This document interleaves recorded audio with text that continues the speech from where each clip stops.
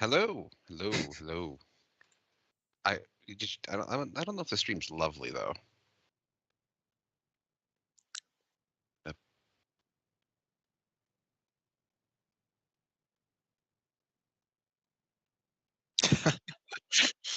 Oh, hello. Hello, everyone.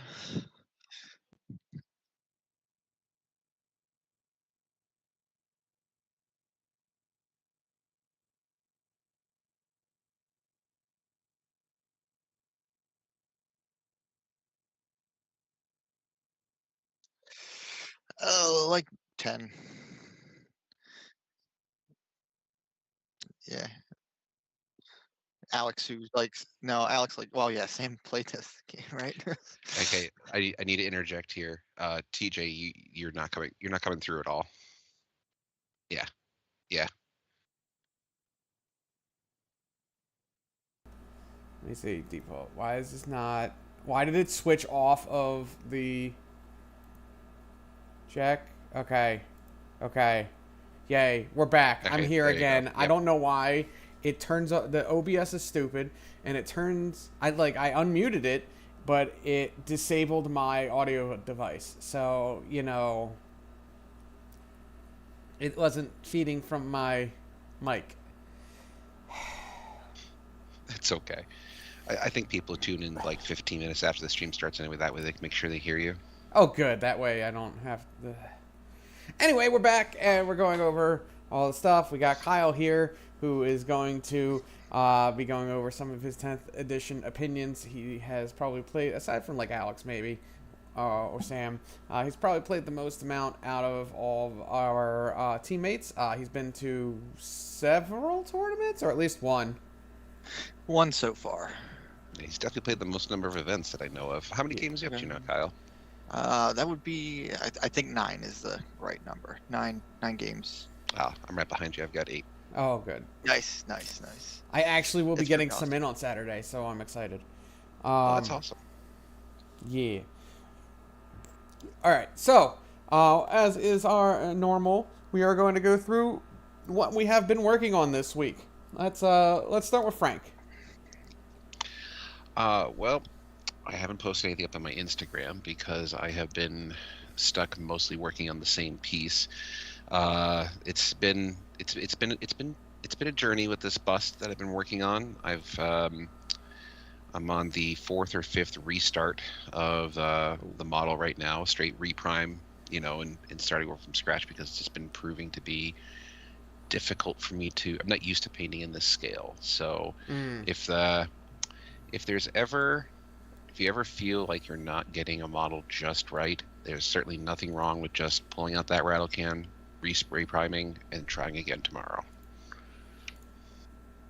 It's pretty much been my entire paint session this the all week. Oof. For your reference, Kyle. There you go.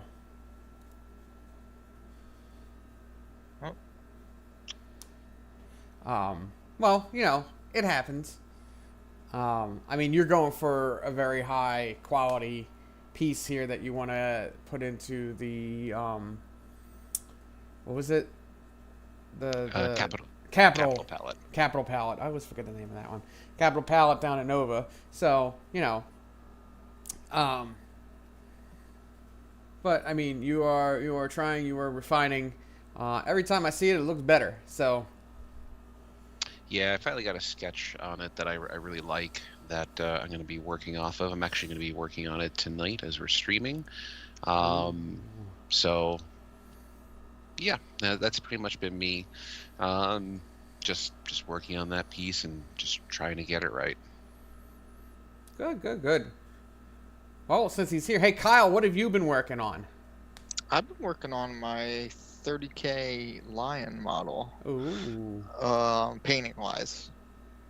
Just chipping away at it. I know it's going to take me forever to get it the way I like it, so taking my time. It's usable on the 40K table for tournaments, though. So I just want to keep working it up and try some new stuff on it and see what I like. But other than that, I'm just building a couple of Space Marine tanks. Ooh. Well, that's Yeah. always what's important, right? It can be fielded in a tournament. Yeah. I know that For me, life. there's there's people who do the painting competitions like you guys. Oh no! Trust me, you've seen me. I know that life. You do. All I've right. been there at 2 a.m. On the parents' dining room table, just painting a bunch of blood angels really fast. At the hotel room at Nova. Oh yeah, that too. Yeah.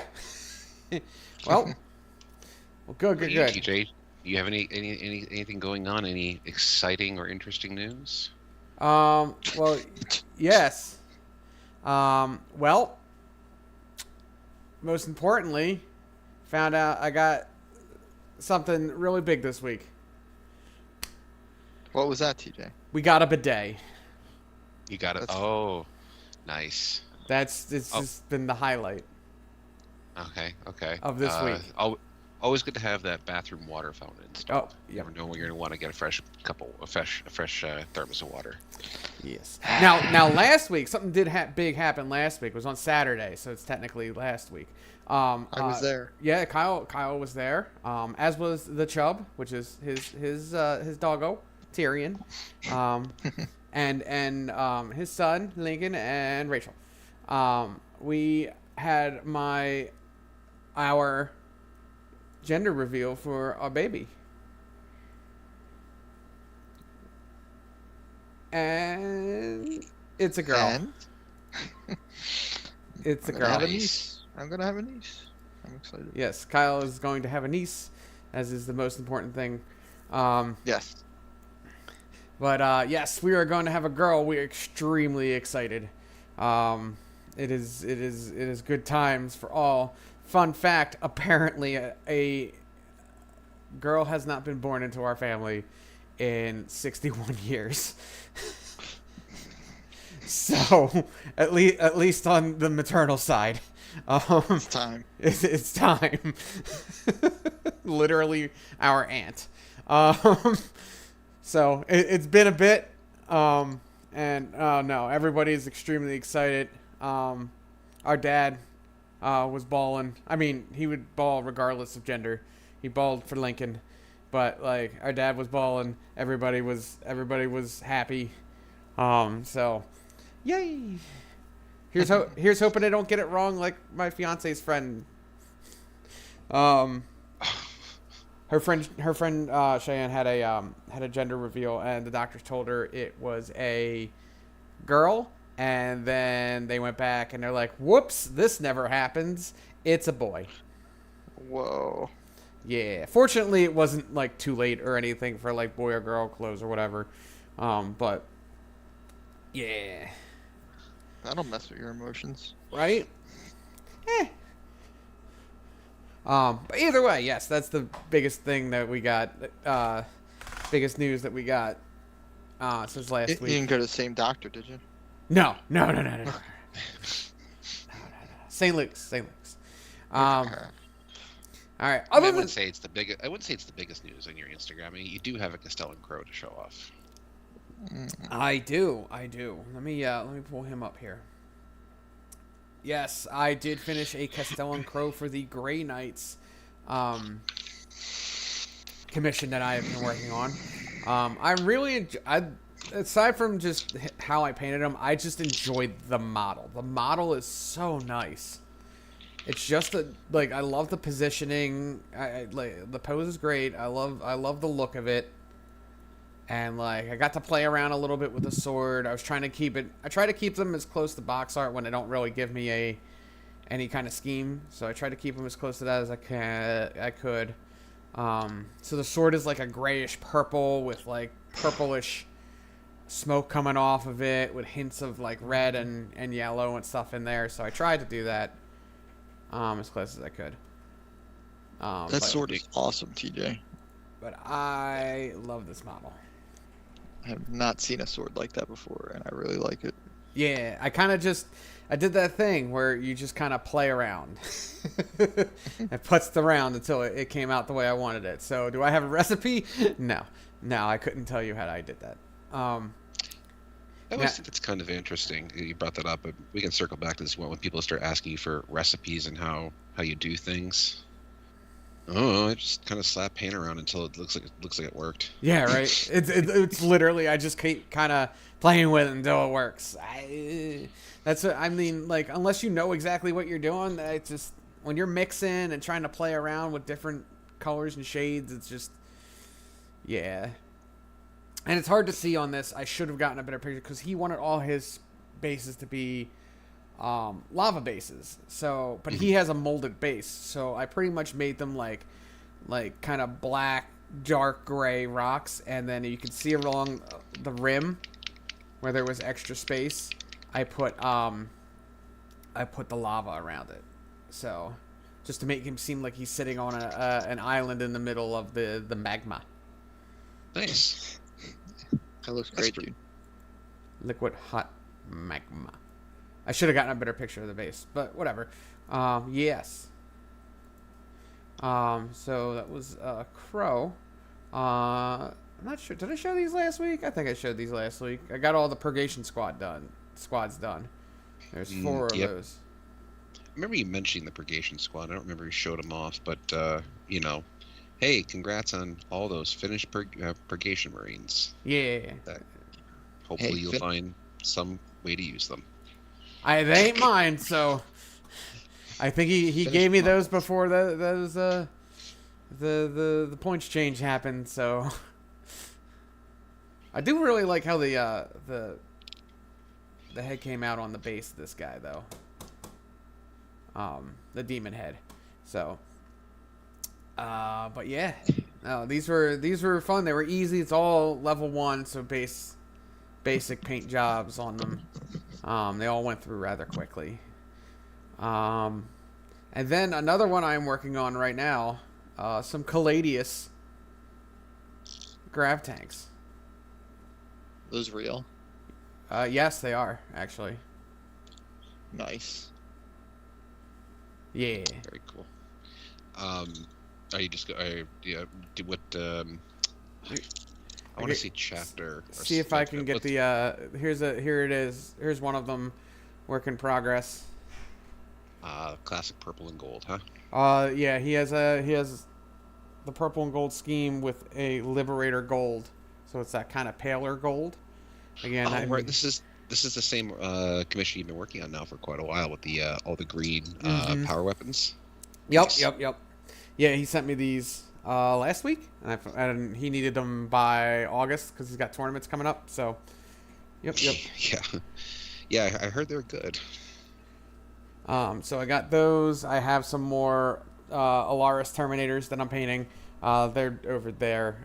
They are primed. And then one other thing. Again, these things I just haven't had a chance to take a picture of yet. But we have. Let me get him situated here.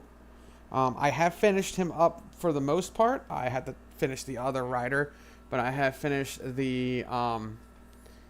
It is a high elf on dragon, but it is supposed to look like Azernil the Dragon Lord, the old Dogs of War. So I painted him up to look like that. He is pretty much done. He needs to get sealed and it needs gloss coats on things, but otherwise, I want it. yes. Looks really cool. Yeah, I can't wait to actually see some more detailed and some detailed photos on it. Yeah, I can't wait to do that because I did up. He wanted a snowy base, so I did that up. Which I must talk about this stuff. You can't see it here, but I will show it later. Green Stuff World Liquid Frost. This stuff rocks. This thing is awesome. If you are looking to do like ice bases, quick and dirty, or nice and fun, I mean, most of this is the Valhalla and Snow from Games Workshop, and that stuff's great too. But this stuff, you pour this on stuff, and it creates little what look like ice crystals. Oh, okay, I've heard of that. It's so like useful. So yeah, I have a bunch of little ice crystals on some of the rocks and in the grass that's on there too. So that's pretty much what I've been working on. Cool. Yeah, I wish I had more stuff to kind of show off. The only thing that I picked up recently is grabbed some new MCP minis. I picked up. There's this really badass model I'll be working on pretty soon. I just couldn't pass up the deal on it because it's such a great model, and it is. Let me see if I can find a photo real quick to. But if anyone's familiar with Marvel Crisis Protocol, they mostly deal with like the models they tend to deal with are roughly 40K scale, 28 mil, somewhere around that range, sometimes up to 40 mil. Some are larger, of course, like Hulk is way larger than, say, like Black Widow. I don't understand. But this I'm excited to work on this as a bit of a special project. I'll send a message over to you right now. It's Malekith, the Dark Elf Lord from like the Thor movies. Oh, well, the comic books. Well, the comic books, yeah, but I'll be honest with you, I didn't know who Malekith was until the Thor movies. I did, but only because I watched Avengers: Earth's Mightiest Heroes before that movie came out. It's the only reason. Yeah. So it's Malekith riding around on a giant dragon-winged or bat-winged White tiger. Sure. Sick. So that's going to be a fun project to work on. Like I said, Marvel is more of my very casual side projects, and I like working on those models because they're great models, first and foremost. But I get a lot of. It's a great platform for me to be able to try out and test new things and new techniques and not care quite so much about how they come out. Hang on. Frogs in Winter. I guess that's your name, Frogs in Winter. What are you referring to? Yes, Banana Man tanks. How much did he smoke to get high, man? The entire village. I don't understand what that was in reference to, but hello. Thank you for joining us. But yes, this Malekith is pretty cool. So that'll be neat. Yep, and then I also got a couple models to start. I forget the actual name of them, but the Russian Avengers. Oh. Yeah, I got an Ursa Major and Red Guardian model that Ah. I'll be throwing into the collection pretty soon. Nice. So, Giant Bear Man and Russian Captain America. Yes. Captain. As long as it looks like was it David Harbour? These are based more on the comic book. I don't care. He's the best. Yes, sure. But these models are based more on the comic book, but you can definitely see where the movies influence some of their design. Mm-hmm. So, yeah, mostly comic book based, but I remember looking at a couple models and just like, yeah, I know that character never really looked like that. It was just because that's what some of the Marvel characters look like in the MCU. They tweaked the design a bit. Like the model for Loki very much looks like it could be, Loki from the MCU. Yeah, and well, Loki's original costume is like pretty much spot on to what you would think. I will say, from like the first Thor movie and Avengers. Almost forgot. I am also working on a Grandmaster Voldus right now as well. He's mostly painted. Again, you can't see this, but he was right next to my left hand, and I didn't talk about him. Any new techniques, any new products that have been popping up that you've had a chance to try out this week, or anything new on hobby front? I did get those paints and stuff that you suggested. I haven't tried them out yet, but the whites. Oh, the white ink and the white, the Pro Acryl. Yep, and I got the Ultra Matte varnish. Nice. A little smaller than I thought, but I'll have to give this a shot. And what was the other thing? Oh, I got the brushes. The dry brushes. Oh, nice. Yes, they Yeah. Do they normally shed this much? Like, there's been a bunch of bristles coming out. With them being new and things like that, like the bristle retention on them is pretty good so far. Okay. When you actually get to using them, I don't feel So I think that these are the types of brushes. Thankfully, they're cheap enough that you can, you know, if you needed to update or replace a set once a year, depending upon how heavy you're dry brushing, of course. Like if you're nothing but dry brusher in terms of army projects, you'll probably find yourself having to replace the set after an army or so. But Mm. for the price range you're going to pay for them, but yeah, these style of brushes typically do have some bristle loss over time just because of the nature of how they're being used. Right. Okay. And again, they admittedly they are a cheaper brush set for $30 that whole set. No, they are. I mean, from what I've been using them for, they are great. Kyle, I highly recommend them. I could send you. Dang. They popped up right after I bought some like a month earlier. It's So I kind of lost out on that one. all right. I happened to just get them on Prime Day because they were like 1/3 off, so it was kind of nice. Um, and I had to get them the first day of Prime Day because the second day they were only like $3 off. So I was like, yes.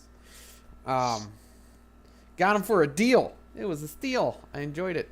Anyway, but yes, I did get these new dry brushes, and they are fantastic. I highly recommend the what are they, Artis Opus, right? Or what are they? No, those ones from the ones from Amazon. No. Yeah.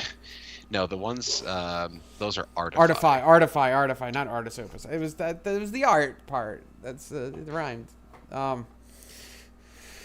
Yeah, the Artis Opus ones are the ones that are like, oh jeez, they get upwards of like $70 a brush. Yeah, Gross. we ain't doing that for dry brushes.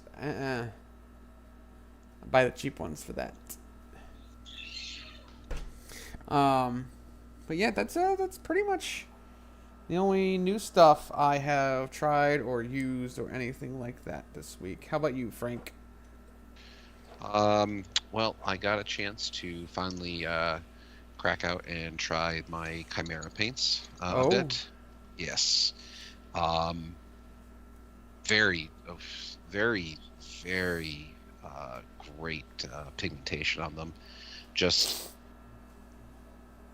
I definitely would not. I want to preface by saying that if anyone is a beginning painter, or if they're kind of they're just painting their first army, or if they're a casual painter, you know, you hear a lot of different paint brands and names and stuff that are being thrown out there. People recommend, oh, you should get this brush, you should get this paint set, get this paint set, get this paint set. I want to stress that I am not recommending Chimera paints for somebody that is a beginning painter or even just a casual painter, because while it's not a super expensive paint set, they definitely require a little bit of a better paint knowledge. So I'm trying to phrase this the right way without stumbling over my words. They're definitely more for an experienced painter. But if you are an experienced painter and you are looking for an excellent artist quality single pigment paint set with very, very highly saturated colors that mix superbly well, Chimera paints so far seem to be going very good. I haven't tried every single color, but the reds, I was doing some work with the red, a little bit of purple. The magenta is very lovely. You know, it's an overall excellent paint set if you're looking for something to expand your more advanced paint collection with. Looks like very cool, Frank. I've been wanting to try those. Looks like I got a question here from PM Drone Photography. Oh, it's Paul. Hey, Paul. Congrats on the gender reveal. Our question, but how much do you spend on your whole painting setup at this point? Oh God, that is a question and a half that I do not have an answer for. My paints. Probably also because his fiance is listening. He doesn't want her to know the number. Yeah, she's not. Thankfully. But man, Sorry, that it's is, all recorded, TJ. It's all yeah, recorded. yeah, you're not helping. Anyway, to be honest with you, man, I've gathered most of these paints through the last couple of years. I mean, you do run through paints, man.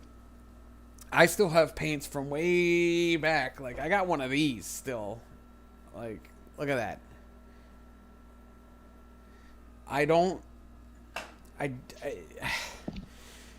So it all depends on what you're doing. You can get cheap brushes, you can get good brushes, you can get the fancy dry brushes. I mean, I try to spend as little money as possible, honestly. Maybe we could do a thing on that at another point. Frank, write that down. So too much or just right? Probably too much because I just like to buy paint. I mean, I think that question also kind of goes along in parallel too with you know, at what point in time do you own enough miniatures? There is no answer to that. Yeah, at what point in time do you own enough paints? My pile of shame is large and varied. But yeah, so that's a actually fairly difficult question. So like I have a lot of different paints. There's paints up here. There's paints over here. There's more over there with my my airbrush. Airbrush? Yes, words are hard. But yeah, man, it is. I have so many different brushes. Some I should probably just throw out. Some I haven't touched. Some are brand new.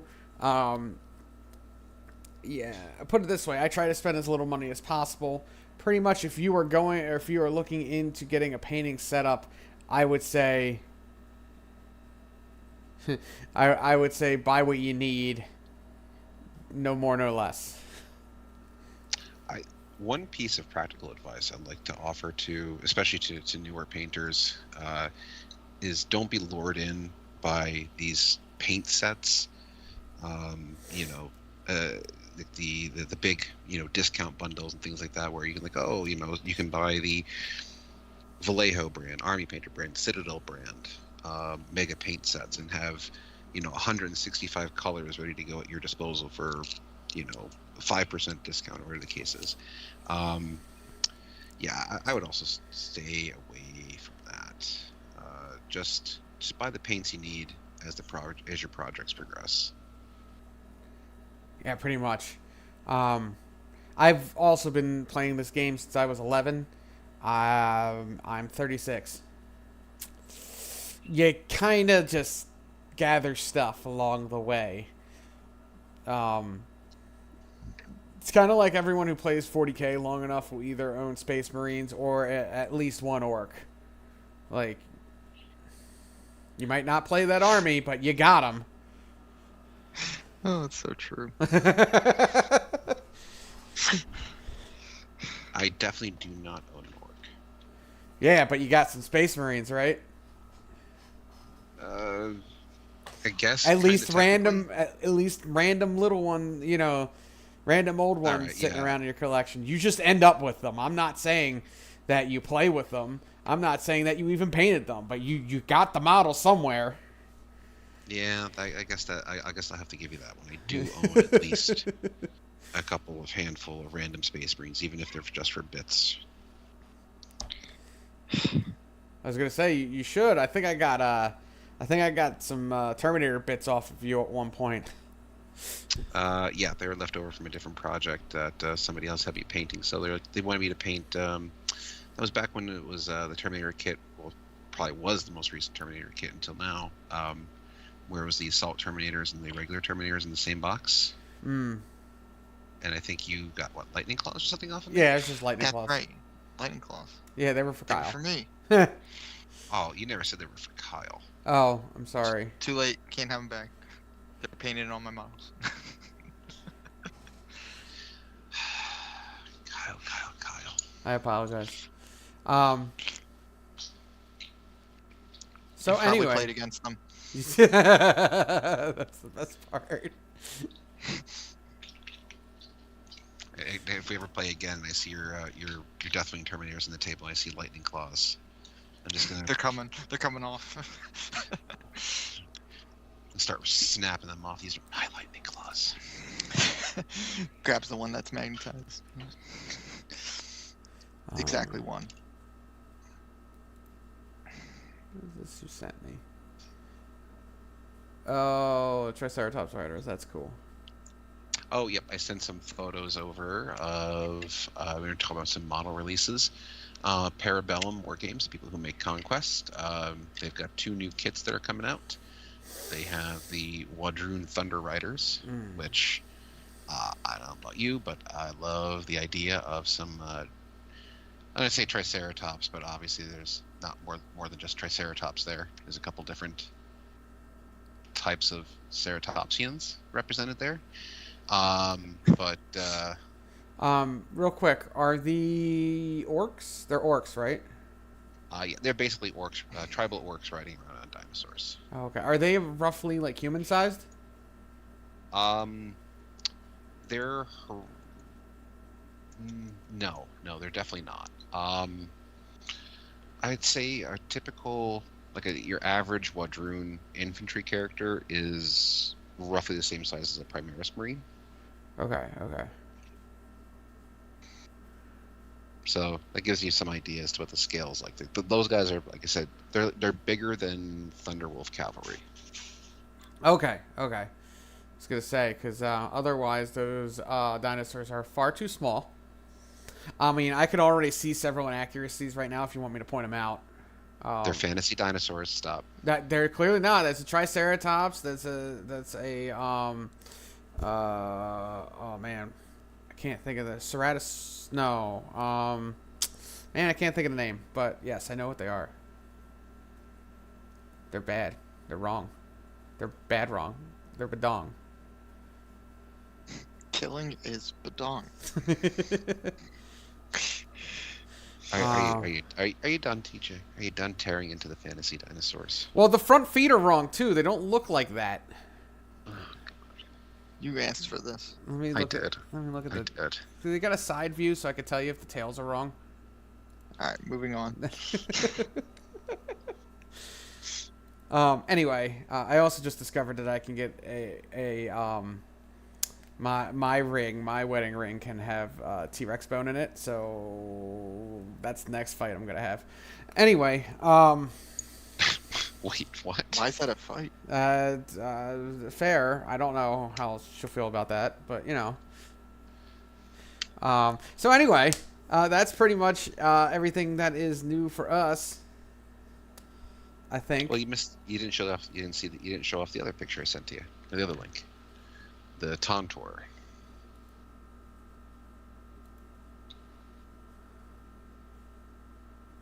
Oh, that's. Why does it have a beard? Otherwise, it's really cool. Oh, I don't know. Maybe it's supposed to be like a waddle. But still, that's pretty neat. And it comes with a swarm of raptors. Mm-hmm.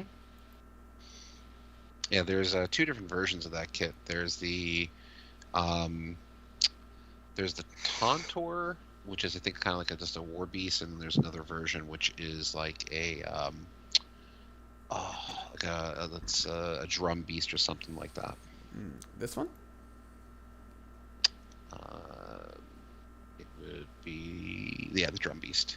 Yeah. I think it's all the same kit, but yeah, really really cool. We've got a pretty decently thriving little community for Conquest brewing, and we're going to be hopefully doing some more with some of the peeps down south through the gamers of the Eastern Fringe and down south in the same state. Well, I mean, I know it's just funny to me. The deep south. The deep south, deep southern Pennsylvania. Yep. Yeah, until Old World comes out, right, Kyle? Oh, I can't wait. I want to play with my wood elves. Phrasing. Nope. I stand by it.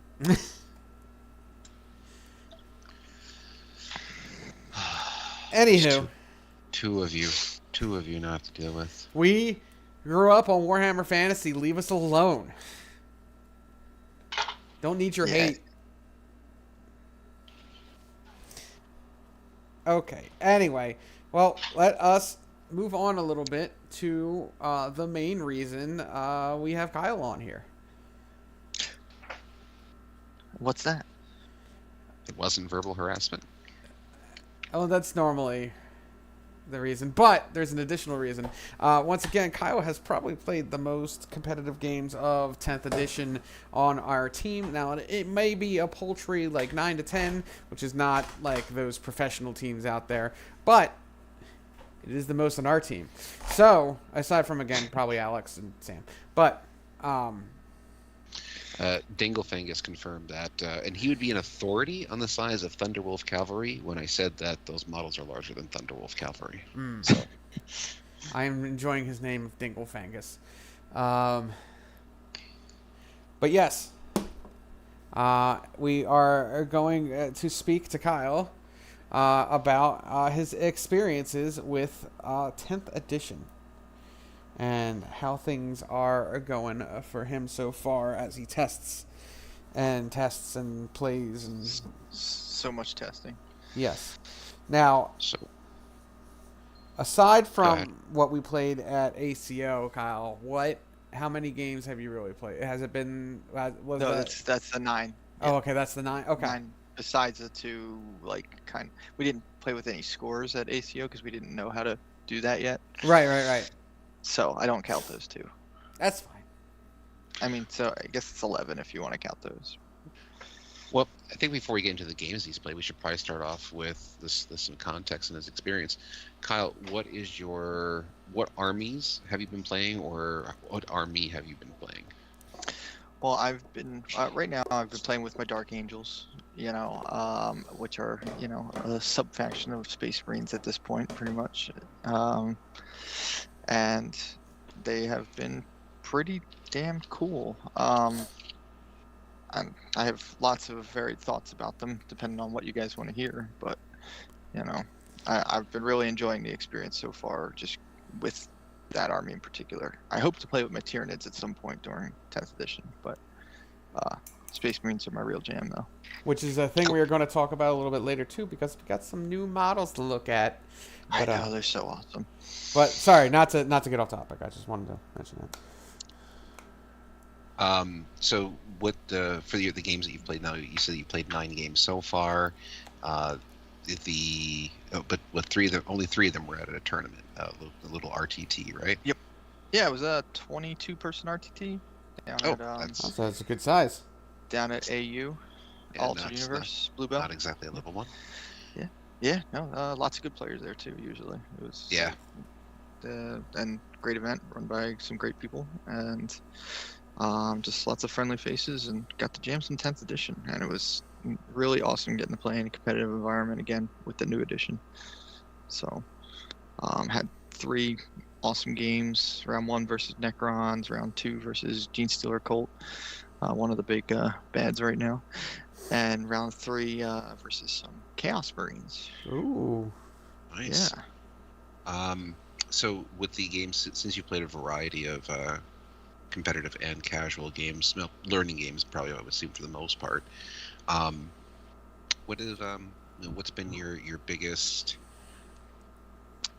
I was gonna say your biggest takeaway, but that would probably be just a bit too vague.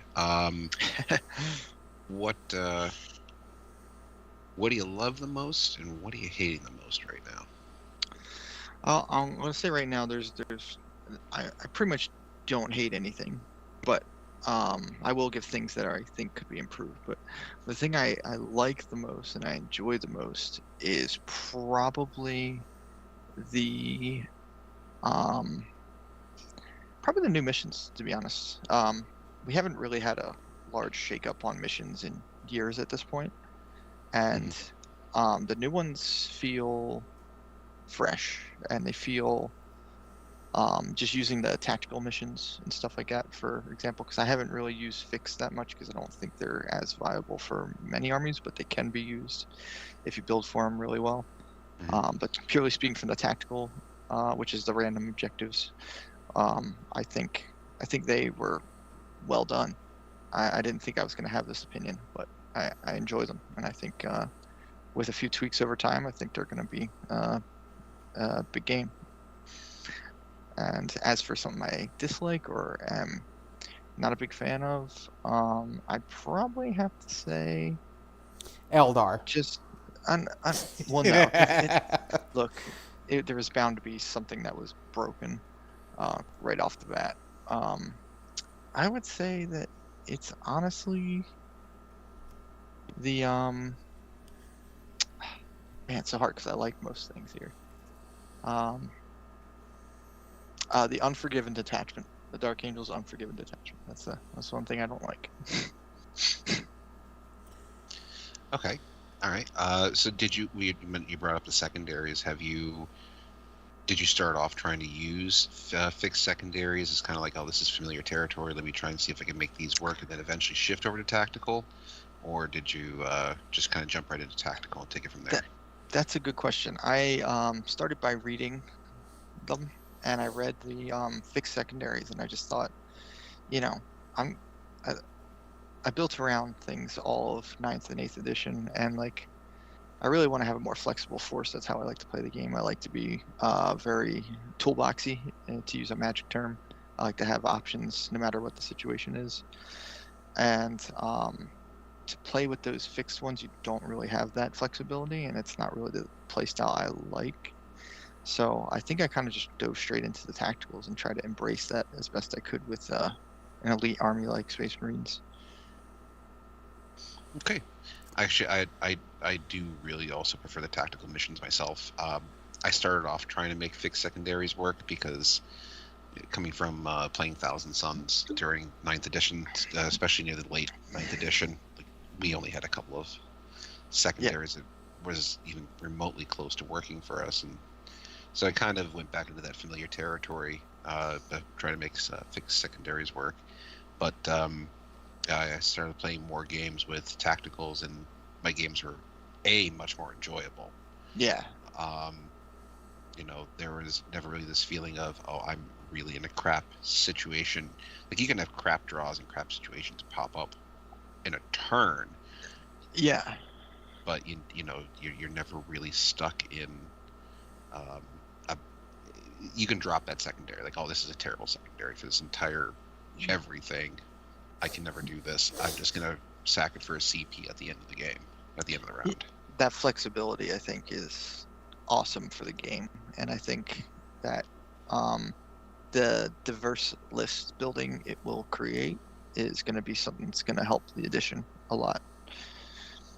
That's really funny because we were, I know I was, we were talking about it originally, that we were very skeptical when we first saw that they were going to have those missions. I was too. Oh, I know. No, I'm saying we were. I knew I was because I still have flashbacks to 6th and 7th edition with the Maelstrom cards. Yeah, I think they did a bang-up job with this so far. I mean, obviously, there's things that can be improved, and they already took some of that into consideration when they put out the Leviathan tournament pack. Mm-hmm. But, I think it's a great start, especially we're still an index hammer. Everything's not going to be balanced yet. We just have to come to understand that Eldar is broken, and they're just going to stay that way. No, JK. I really do think that the mission design for 10th edition, that's one of the handful of things I think that they just kind of knocked out of the park. It's an absolute win. With the unfortunate hiccup that occurred where some cards were misprinted, but that'll get fixed over in time.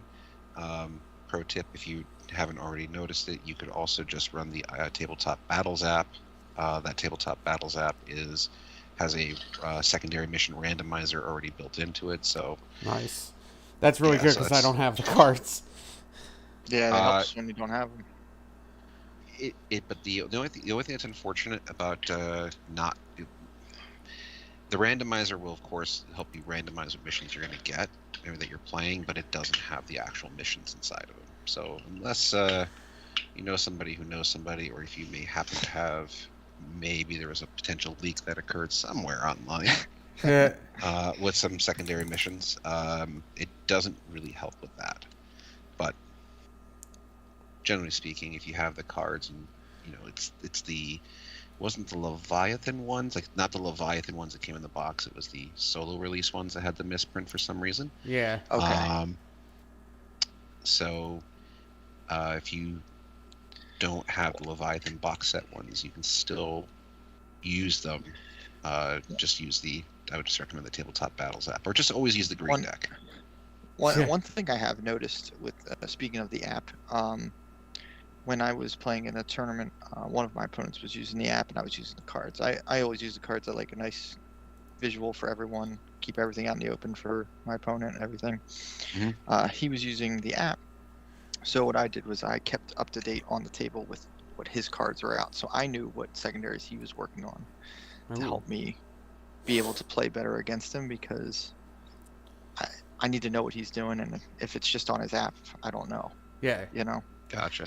So I kept up with it on the table as his, even though he was just using the app. But for me, it works better that way when I can see it and I can reference it as needed. Mm-hmm.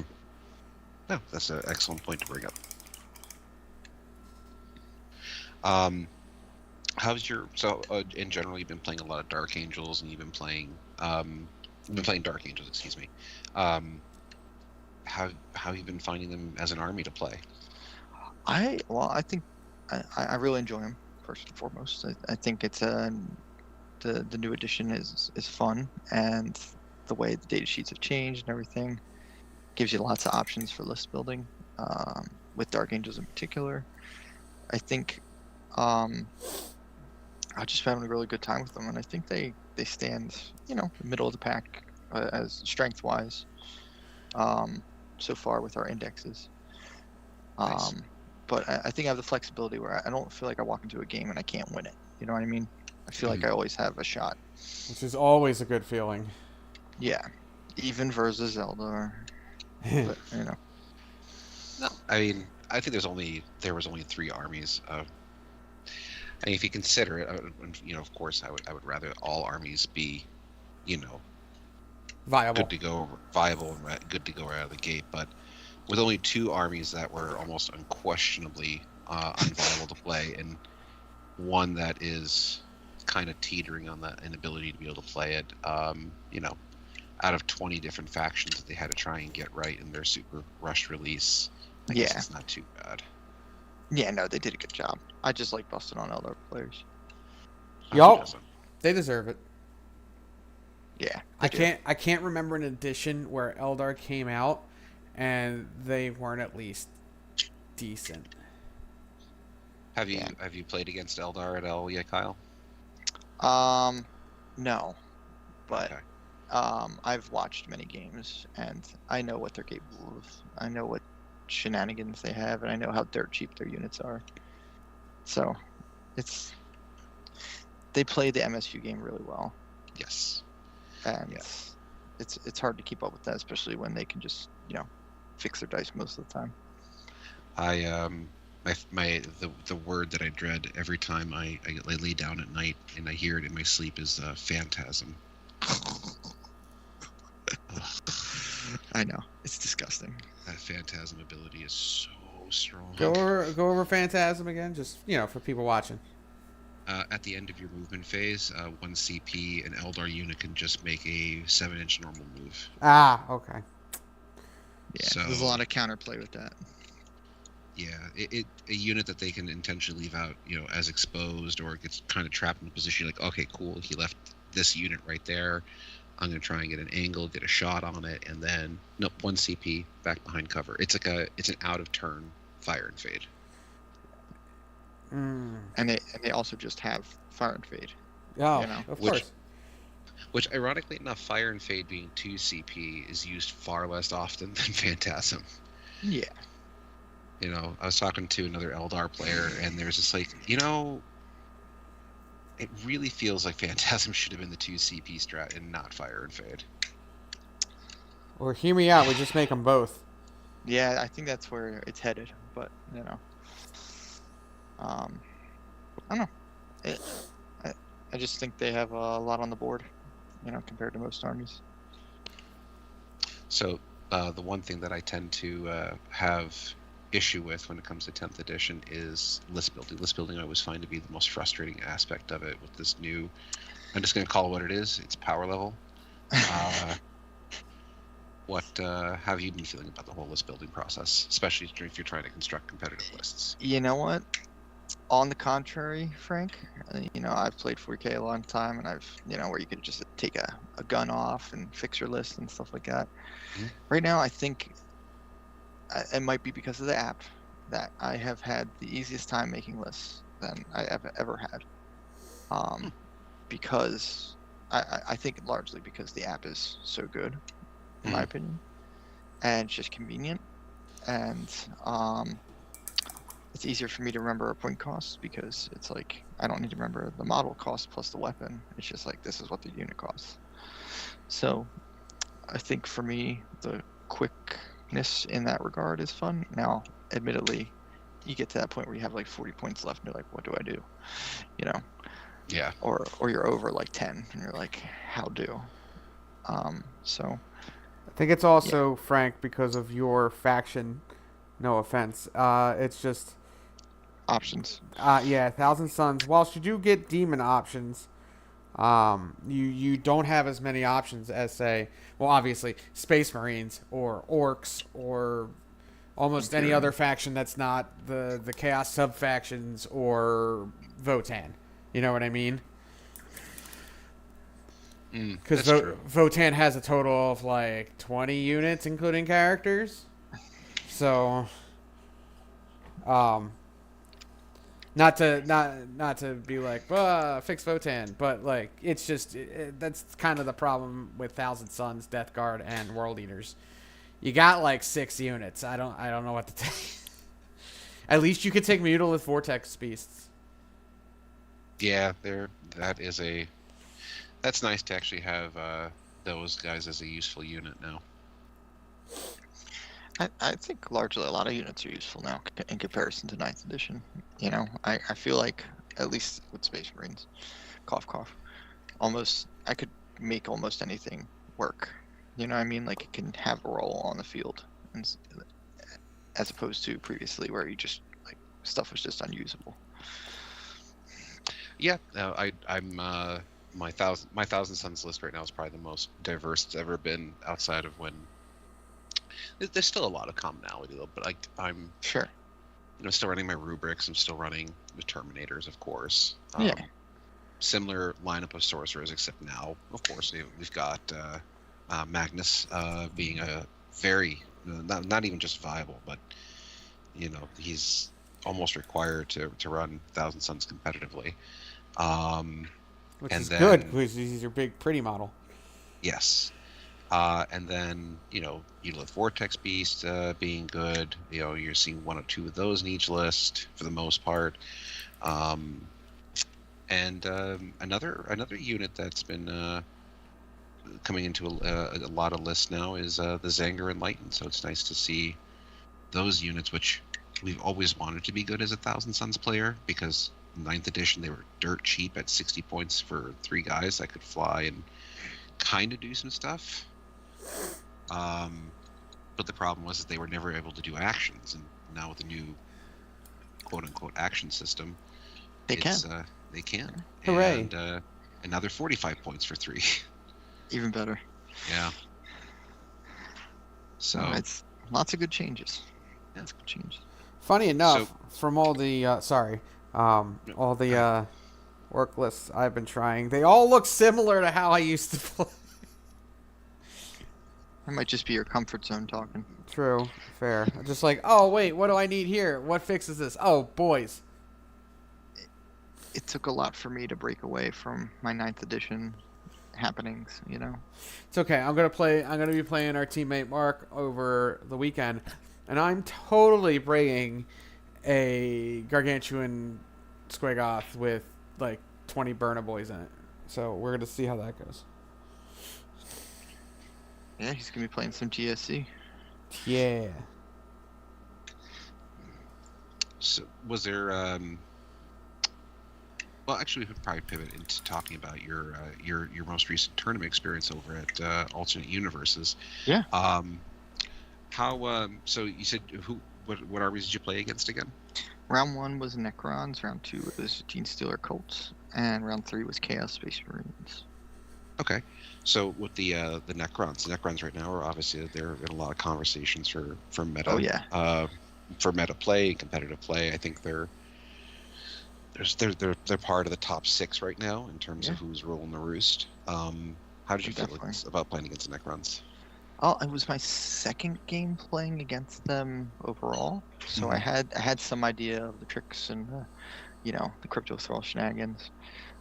This one had no warriors. It was 10 Lich Guard, a bunch of destroyers, the ranged destroyers. It was the Lich Guard brick, a bunch of destroyers, some of the little fly units for actions and stuff, and a monolith, and a reanimator, I think. And there might have been a few other things in there. Ooh, reanimator. Oh, yeah. So it was. Can confirm that Lich Guard unit is one tough cookie. But other than that, I think I was able to maneuver around the board. I had like 3 models left at the end of the game. I ended up winning. I think it was like 86, 60 something. Like they are lethal and they survive. Necrons do. They just, I don't know. They got a lot of power behind them, and I think it was just flexible list building on my part, and just at least having one game under my belt versus them prior that helped me push through to that victory. But boy, I mean, the line grinded down the Lich Guard unit, but because that's just what he does. I was gonna say, as you do. But no, it was a very dynamic game, though. Very dynamic. So, what do you feel was, the point? What do you feel is what pushed you over into a victory against the Necrons? Because, I am definitely taking note because I've yet to win against the Necrons. So, go ahead. Oh no, continue. Finish your statement. I was just going to ask you, was it your flexible list, since that you're able to because you mentioned that you're playing all tacticals? Was it the tactical flexibility built into your list that helped you to deal with the Necron player? Was it the Lion just getting into a blob and removing something that he thought couldn't die? All right. I probably should go over my list quick, and let me just do that, and then I'll answer. Let me answer your question first, and then I'll give my list, because I think that might help gain some context. But I definitely think having my flexibility in the list altogether helped me win, because I was able to perform the secondaries really well. Mm-hmm. Kyle, can you send your list to me? I can put it up. Yeah. I just gotta kind of remake it a little, because I just edited it. I didn't save it when I updated it, but I'll get it to you in a minute. Yay! But yeah, so being able to do the secondaries efficiently, I think, was a huge boon. Like, I have Inceptors in my list to help me, 3-inch deep strike where I need to, and just, perform that secondary or get behind enemy lines or anything like that. I was able to hold the center of the board with the Lion versus the Lich Guard, preventing him from doing his center of the battlefield objectives, and me being able to do mine by being able to clear his Lich Guard over the course of 2.5 turns with the Lion. I think the biggest trick you need to know, in my opinion, versus Necrons is kind of like your, what's the current proper term for it? Your shooting order or your damage order versus their crypto thralls. So, like, if you know you can remove like 2 crypto thralls with something, like, you can like bait them out, or bait out the stratagem for the reanimation, and then go in and deal that damage. So, like, kind of like phase caps before, you do a little bit here, you do a little bit there, and then you go in for the kill. I think if you're able to manage that properly, like, for instance, what I did the one turn was I tank shocked a Lich Guard unit, and he already had damage on his crypto thralls, so he took them on there for their 4-up feel no pains, and I did a bunch of mortals that way. I was able to clear those, and then my Lion, who had also charged in, was able to pick up like 6 Lich Guard or something like that, and just like precision out characters, all that jam. Is like, it's a very unique way you have to attack that unit, and you need multiple forms of damage and multiple ways to apply that damage. phase-wise, if that makes any sense. Mhm. It's all about peeling off those crypto thralls and keeping them off for when your big damage dealers get in. Gotcha. That's probably the simplest way to put it. Gotta love murder buckets. Yeah, I don't. Yeah, they're fantastic.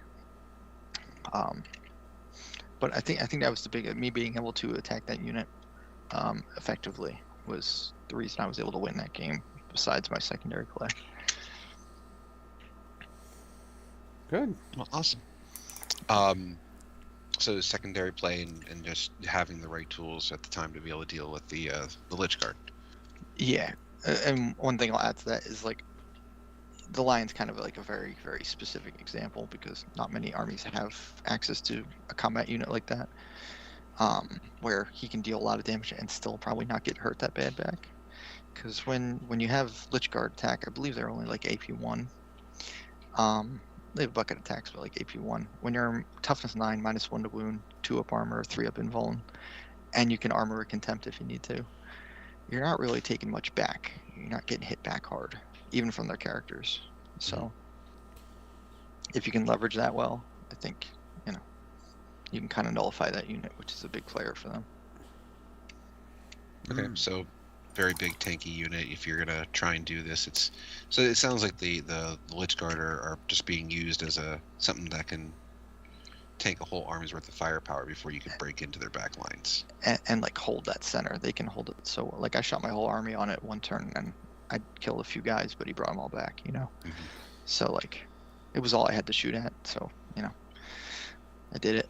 And even with those at the moment, it didn't quite do it. So Just as a little side note here about Necrons in particular, have you had an opportunity to fight or even see or deal with a Seraptech yet? the construct, I have seen it in a few games. I have not played against it yet. I would actually really like to because I think my list lines up really well into it. Oh, the really big one. Yeah, the giant war construct. It's like it's basically a Necron Imperial Knight. Yeah, it's cool. Yeah, I had the distinction of being able to fight against one. Did not like it when it hit Magnus for 32 mortal wounds. Ooh. Yeah, it can do that. I think what helps in those situations, uniquely for stuff like Dark Angels, is we have a lot of 4-ups versus mortals. So, like, the Lion gives an aura of that. Mhm. So, it really helps versus, like, those Eldar opponents or those bucket of mortals coming from people. So, Yeah, no, Feel No Pain is an extremely powerful ability now, especially if you look at the results from the Tacoma Open and see what armies took top spots there. yeah. Okay, so Necrons versus for your round 1, awesome. Congratulations on that win. Yeah. What did you say was your round 2? Round 2 was Gene Stealer Cult. Ah, Yep. One of the other big, bugaboos. never ending. Yeah. So walk us through what that game was like, especially playing against, since Gene Stealer Cult right now is pretty much poised to be the quote-unquote next Eldar in the game. Yeah. Yeah, 1 month in. Honestly, I do think they are better at the moment. But what I will say is I luckily had 2 games prior to that to gain experience versus them. Mhm. And they actually caused me to add 5 infiltrators to my list for the tournament, which was a big player in this game. So what I was able to do is, and what I've learned from my Gene Stealer Cult games is that it's a resource game. You don't win it. They just have more, right? You can't. They pretty much come back endlessly, and there's ways you can mitigate it, and there's ways you can slow it down, and there's ways you can keep them from coming in where it matters most. But at the end of the day, you're going to end up with like no models, because they do have that lethality to them, and just mass. So I think for that game, the key for me was keeping blips off the table as soon as they came up. Like even in lieu of performing secondaries, sometimes I was getting rid of blips. I think one of the biggest things I was able to do is triangulate 3 objectives that I was able to reach, because it was a cross. It was a hammer and anvil, and it was a like straight up cross, the 5 objective. cross map, and I was able to hold center the whole game with between the line and my repulsor with stern guard in it, and I was able to hold my back line and cover 3 objectives with cover 2 objectives for most of the game, 3 objectives at the end with infiltrators, so they couldn't 3-inch deep strike on them from behind a ruin. So I was able to kind of keep that base where I wasn't overextending myself, because once you overextend versus GSC, I feel like they can just overwhelm you and kind of just pick up those resources, right? Because they just have infinite and you don't. I was able to position myself to avoid the Jackal Bomb really well. Like I had a unit that kind of ate the the 20 or 30 mortals that unit puts out. But then I was able to pick it up off the field and keep it off the field till the last turn. And then the Aberrant Bomb was pretty safely swept up by the Lion mid-game. I think it was like turn 2 or 3. You threw in a couple of terms there that I have to admit, even I'm not super familiar with. What is a Jackal Bomb and what is an Aberrant Bomb for GSC? So the Jackal Bomb is, like the motorcycle dudes. Mm-hmm. They basically do demo charge shenanigans, and what they can do is they can pre-game move and then move again, and then like do a d6-inch move like after they shoot. So the way their ability is worded, when you I think is when you end a move within 6 inches of an enemy unit, for each guy you have in your unit, you get to roll a die and you deal mortals to that unit, right? But it's every time you move. So when you end your pregame move near something, and then you move again if you went first, or when you shoot and then move again, so they can do it 3 times in one turn essentially. So it's every time. Okay, I'm picking up what you're putting down, because just recently helping out a local Eldar player here with this list. We talked to him because he was explaining to me certain abilities, and the Eldar Wasps have a very similar ability, which is nasty, because he was reading to me. He's like, yeah, it says right here, every time they complete a normal move, like wait, every time they complete a normal move, every time they finish a normal move. I'm like, there's that phantasm word again. There's that phantasm word again, and then there's that fire and fade. Mm-hmm. So I'm like, oh, you can, Yep. Oh. And it all sinks in. They forgot that once per turn clause. Yeah. It seems like they did that a bunch. Yeah. But, yeah. So that's the Jackal Bomb. I think there are Jackal Alphas is what allows them to do that last move I was saying. And then you have the Aberrant Bomb, which pretty much comes down at the end of your moving phase or whenever. They're basically deep striking. And they're like, hey, we have 4 up Feel No Pains, and we're like T5 and -1 to wound essentially. And we have a bunch of power hammers. So they hit hard in combat. They are very resilient to damage. And they have a big footprint. So they can kind of like spread out and wrap your units, or like just charge a bunch of units. Gotcha. I think basically very hard to remove combat unit for some armies. And they just spike 4-ups, right? That's the thing. Do they have any type of charge shenanigans on the turn they come in? Like they can charge on like a 3d6 or something like that, or is it still they need 9s? No, they need 9s, but like I believe what they do is the way they put it out is like, so like the way they come down is interesting, because like they can come down at the end of your movement phase, right? Or they can rapid ingress them, right? Mm-hmm. So they're pretty much getting to move before they charge you most of the time, right? So it's more like a 4-inch charge or a 3-inch charge, whatever that ends up being. I forget what their move characteristic is.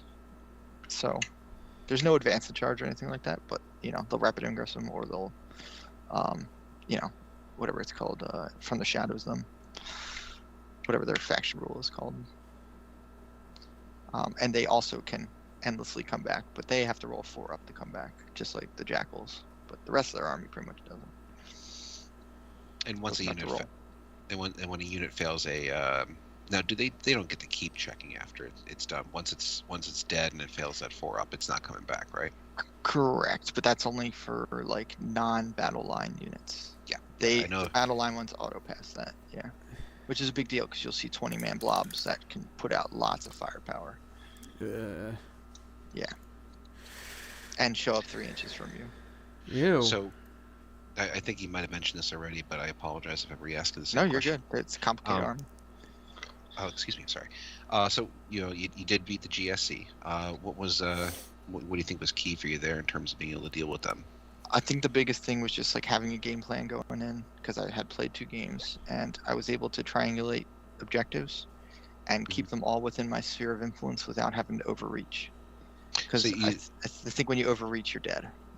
So you basically just set up your little triangle and you just kind of said, "Come at me." Yep, come at me. Go toward any of them, and I used my infiltrators to make sure he couldn't deep strike onto 2 of the objectives because that prevents a lot of shenanigans.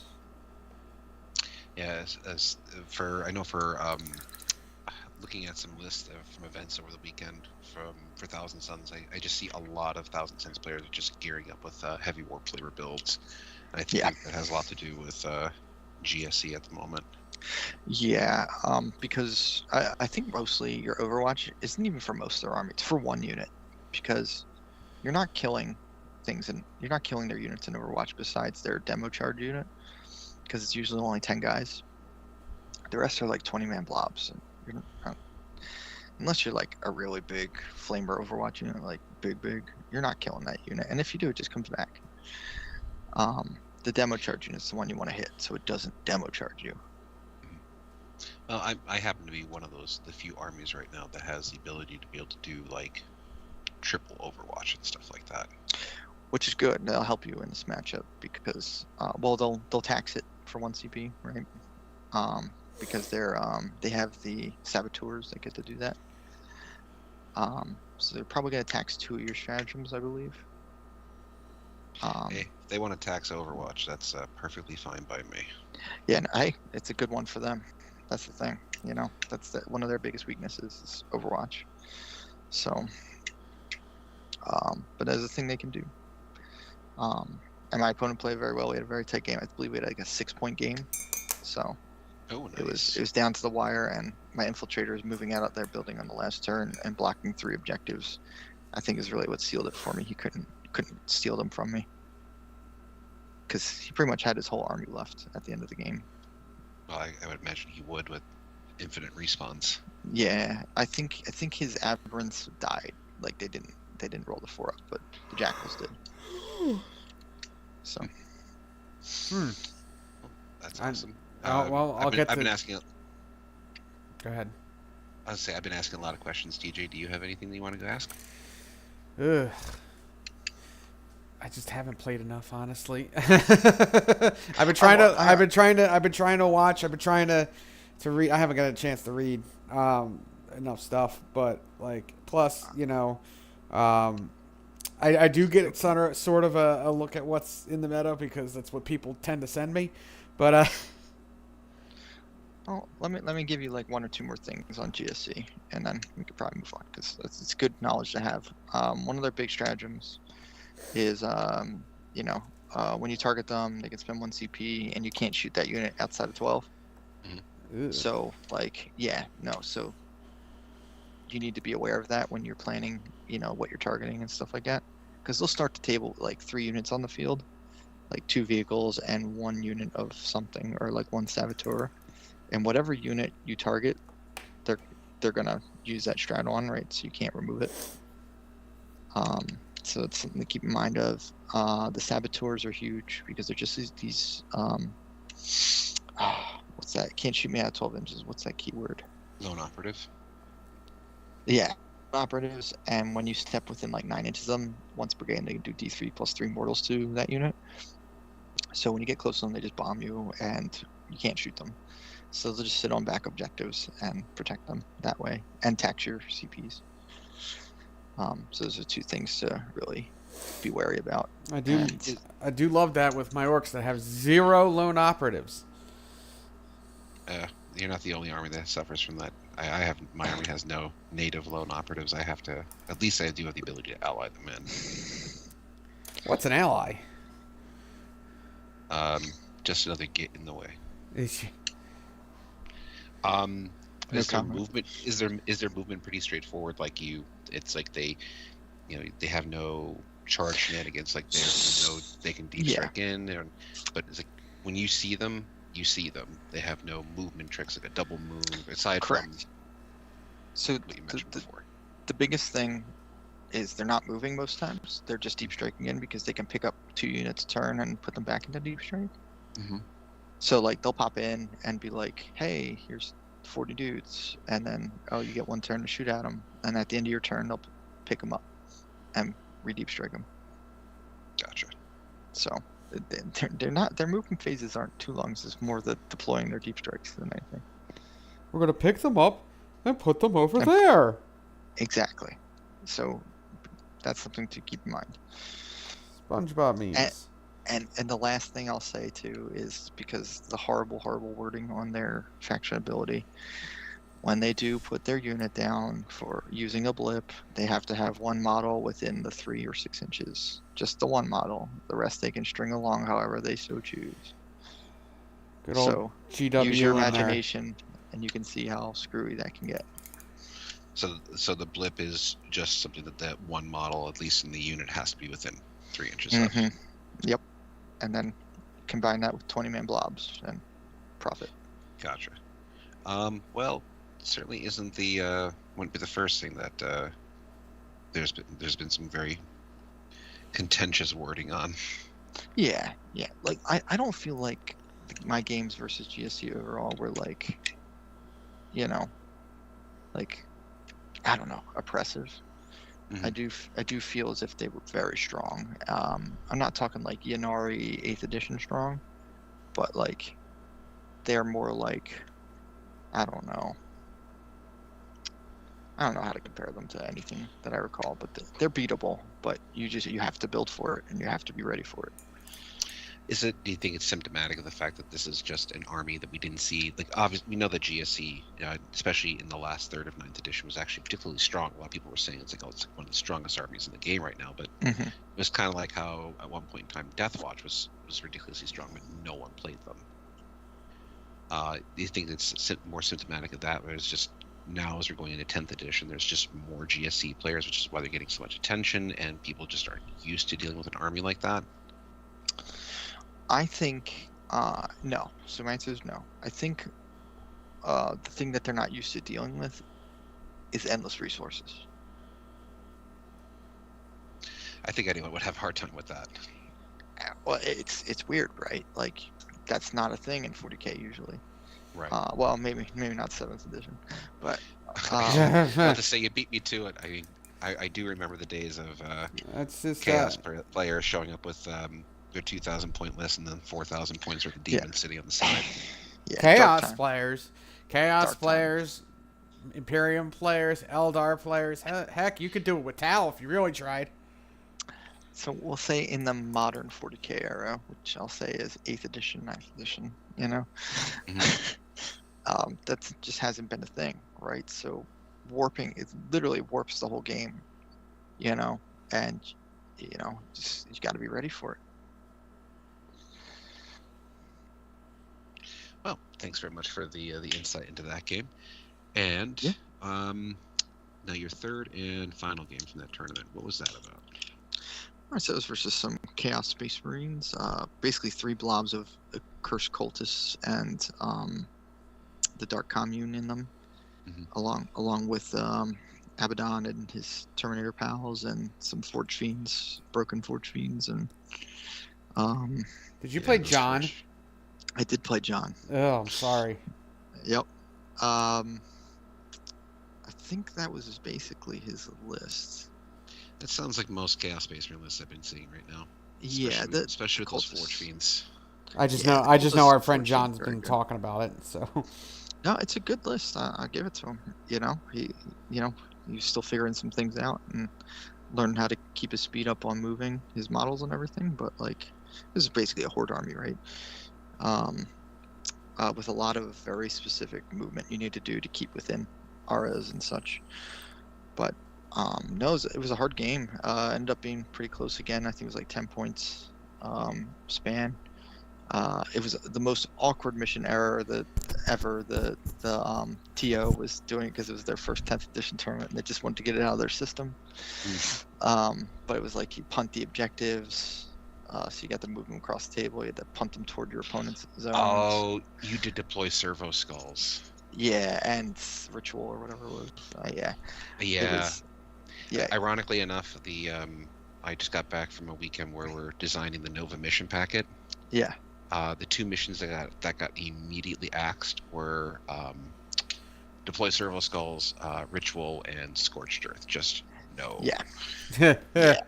No, it was a weird one, and they knew it. Everyone knew it, but it was the first event, so we're all taking. They wanted to give it a try. Yeah. So like things Just like out of curiosity, did you have first turn and deploy servo skulls?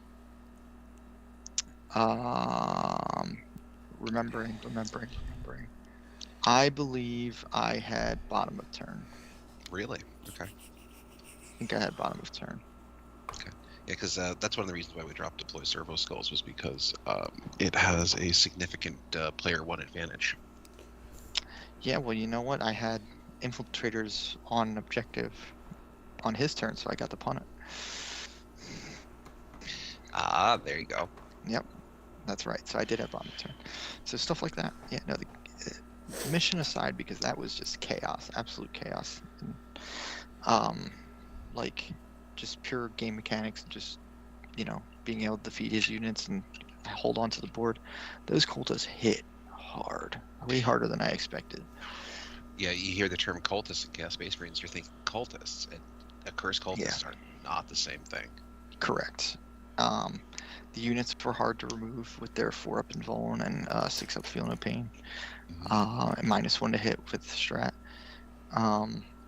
So like my stern guard, because I have a 10-man stern guard with bolter discipline in it, and I have 10 hellblasters with Azrael in it for sustained hits. Those 2 units with Oath of the Moment, plus a Thunderfire and a few other guns here or there, wasn't able to kill a unit, which is insane because I dumped like 20 mortals on it, plus like probably 40 saves on top of that, and like you get it down to like 4 or 5 dudes, and then they bring back D3 on each turn, not just their turn. So yep, it turns out that model resurrection is a very powerful ability. Yeah.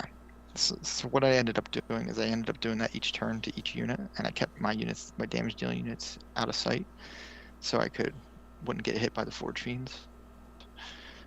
So I could just burn down 1 unit each turn, kind of like, I don't know, like old Zerg protocol, where you just like kind of burn them away until they get strong again. Just keep these units down so I could hold on to where I needed to punt objectives. So TJ, are you aware as to what Forge Fiends can do in a Chaos Space Marine army, just out of curiosity? No. Oh, they're so absolutely disgusting. Yeah, so Chaos Space Marines, their army ability is Dark Pact, right? Right. And you say you're going to do a Dark Pact, and you never fail it. You do have to take a leadership test. Leadership test just determines whether or not you're going to take so many mortals from failing it. Oh God. But the ability still goes off. It'd be like if you had a really strong psychic power, and if you got perils, the power still went off no matter what. You just took mortals in the process. They're the Forge Fiends' particular version of Dark Pacts is it gives all their weapons mortal, or makes all their guns devastating wounds. Oh, okay. Yep, and then they run triple ectoplasmic cannon, which is going to be 3d3. Is it strength 10, Kyle? Do you remember? I think it's strength 10. I believe strength 10. Yep. Yeah, strength 10, AP -2 or AP -3, flat 3 damage guns. Oh, all right, it's fine. And then if you give a mark of, it's a mark of Nurgle. If you make a mark of Nurgle, when you do the Dark Pact, they gain sustained hits. Oh, this is fine. And access to the Nurgle strat too. So you can do that, or if you keep them as Chaos Undivided. Oh, I'm sorry. Yeah, you give him Mark of Nurgle, they gain sustained hits, and then for 1 CP, you give him rerolls to reroll hit rolls and wound rolls of 1. If you keep him as undivided,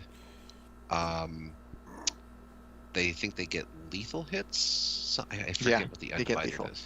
Yeah, they get lethal hits, which is kind of a nerf in terms of what you're going for. But you can spend that same strat if they're undivided gives them full rerolls to hit and Yep. wound. Oh. Fish. I don't like it. Yeah, I was playing against our local guy, Try Hard. He's been running Chaos Space Marines quite a bit. He's very much into Slaneshi stuff right now. He wants to run Emperor's Children. Ironically, he was running Chaos Undivided Forge Fiends, and just turned around and was like, "Yep, your Terminator squad takes 15 mortal wounds." Uh-huh. Yep. So yeah, that was very interesting. Yeah, I don't like that. I don't think anyone does. No. Well, Chaos players do. Oh yeah. I mean, granted, I have a similar damage output with Magnus, but Magnus is also It's literally 400. Magnus. Yes, he's 410 points, not 135, 140. You kind of expect him to put out a lot of damage. Yeah, that Forge Fiend's only 140 points, somewhere in that ballpark for what it does. It sounds like he puts out emotional damage as well. Yeah, he does. Luckily, the terrain format there is pretty generous, so I was able to hide the important stuff really well from them. Oh, that's that good. actually brings up another question. What were you playing on? Something that mimicked the GW terrain layout, or was it their own thing? I would say it's closer to the last edition's GW terrain. Okay. Closer to that. That makes sense. A lot of people still have that. Yeah. So Games Workshop style terrain, at least. Yes. And it feels really good. I mean, it felt good then. It feels good now. I was able to use those middle ruins to keep my blobs from getting shot by the Forge Fiends, just using line of sight and making sure I can, burn down those units. I think I really did use my Lion very poorly that game, other than just like zoning his Terminators because they would not come in anywhere near him. I think I need to be a little more aggressive with him that game to produce a stronger effect and maybe get to that 5th turn, because we didn't get to the 5th turn because that's the first game in like years I've ran out of time on. But and then I ended up losing the tournament by like 10 points because I didn't have a 5th turn. But I was 3-0 at the end. So Nice. Well, congratulations. You got 2nd place officially, right? 2nd place. Yep. Yeah, he lost the tournament. Yeah, I failed. Well, congratulations on getting 2nd, despite what TJ says. Well, thank you, Frank. He even said it. Don't put this on me. I think he's just at a point where he's just resigning to his fate when it comes to you. Yeah, no, I just have to accept certain things. But no, if there's anything I took from it, I learned a lot of ways to use my Lion in that whole tournament, and I'm still learning because it's kind of a unique thing for me. I've never really had a unit that strong, So applying him appropriately is interesting. Especially since he's not like a buff. Like he has a buff, Yeah. but like he's not Gilliman, so it's Exactly. He has to do stuff. He's a run forward and punch your face in kind of guy. Yeah, but tactfully, because if you run forward and punch face, he might just die still. Fair. I'd be very interested in trying to get a game against you because I think, not that I would sit there and say like, oh, I think I just kind of run over, but I'd be very interested, especially with a lone operative unit like what you have, where there's a lot of value in him playing aggressively, and I'd be very interested to see how my army would fare against playing into yours because of that. Yeah, no, I think it'd be a great game. I would love to do that. It is a unique thing having him be a lone operative and still have to get in there to produce, Well, I spent the entire weekend just getting beat up by Eldar. I mean, I get it.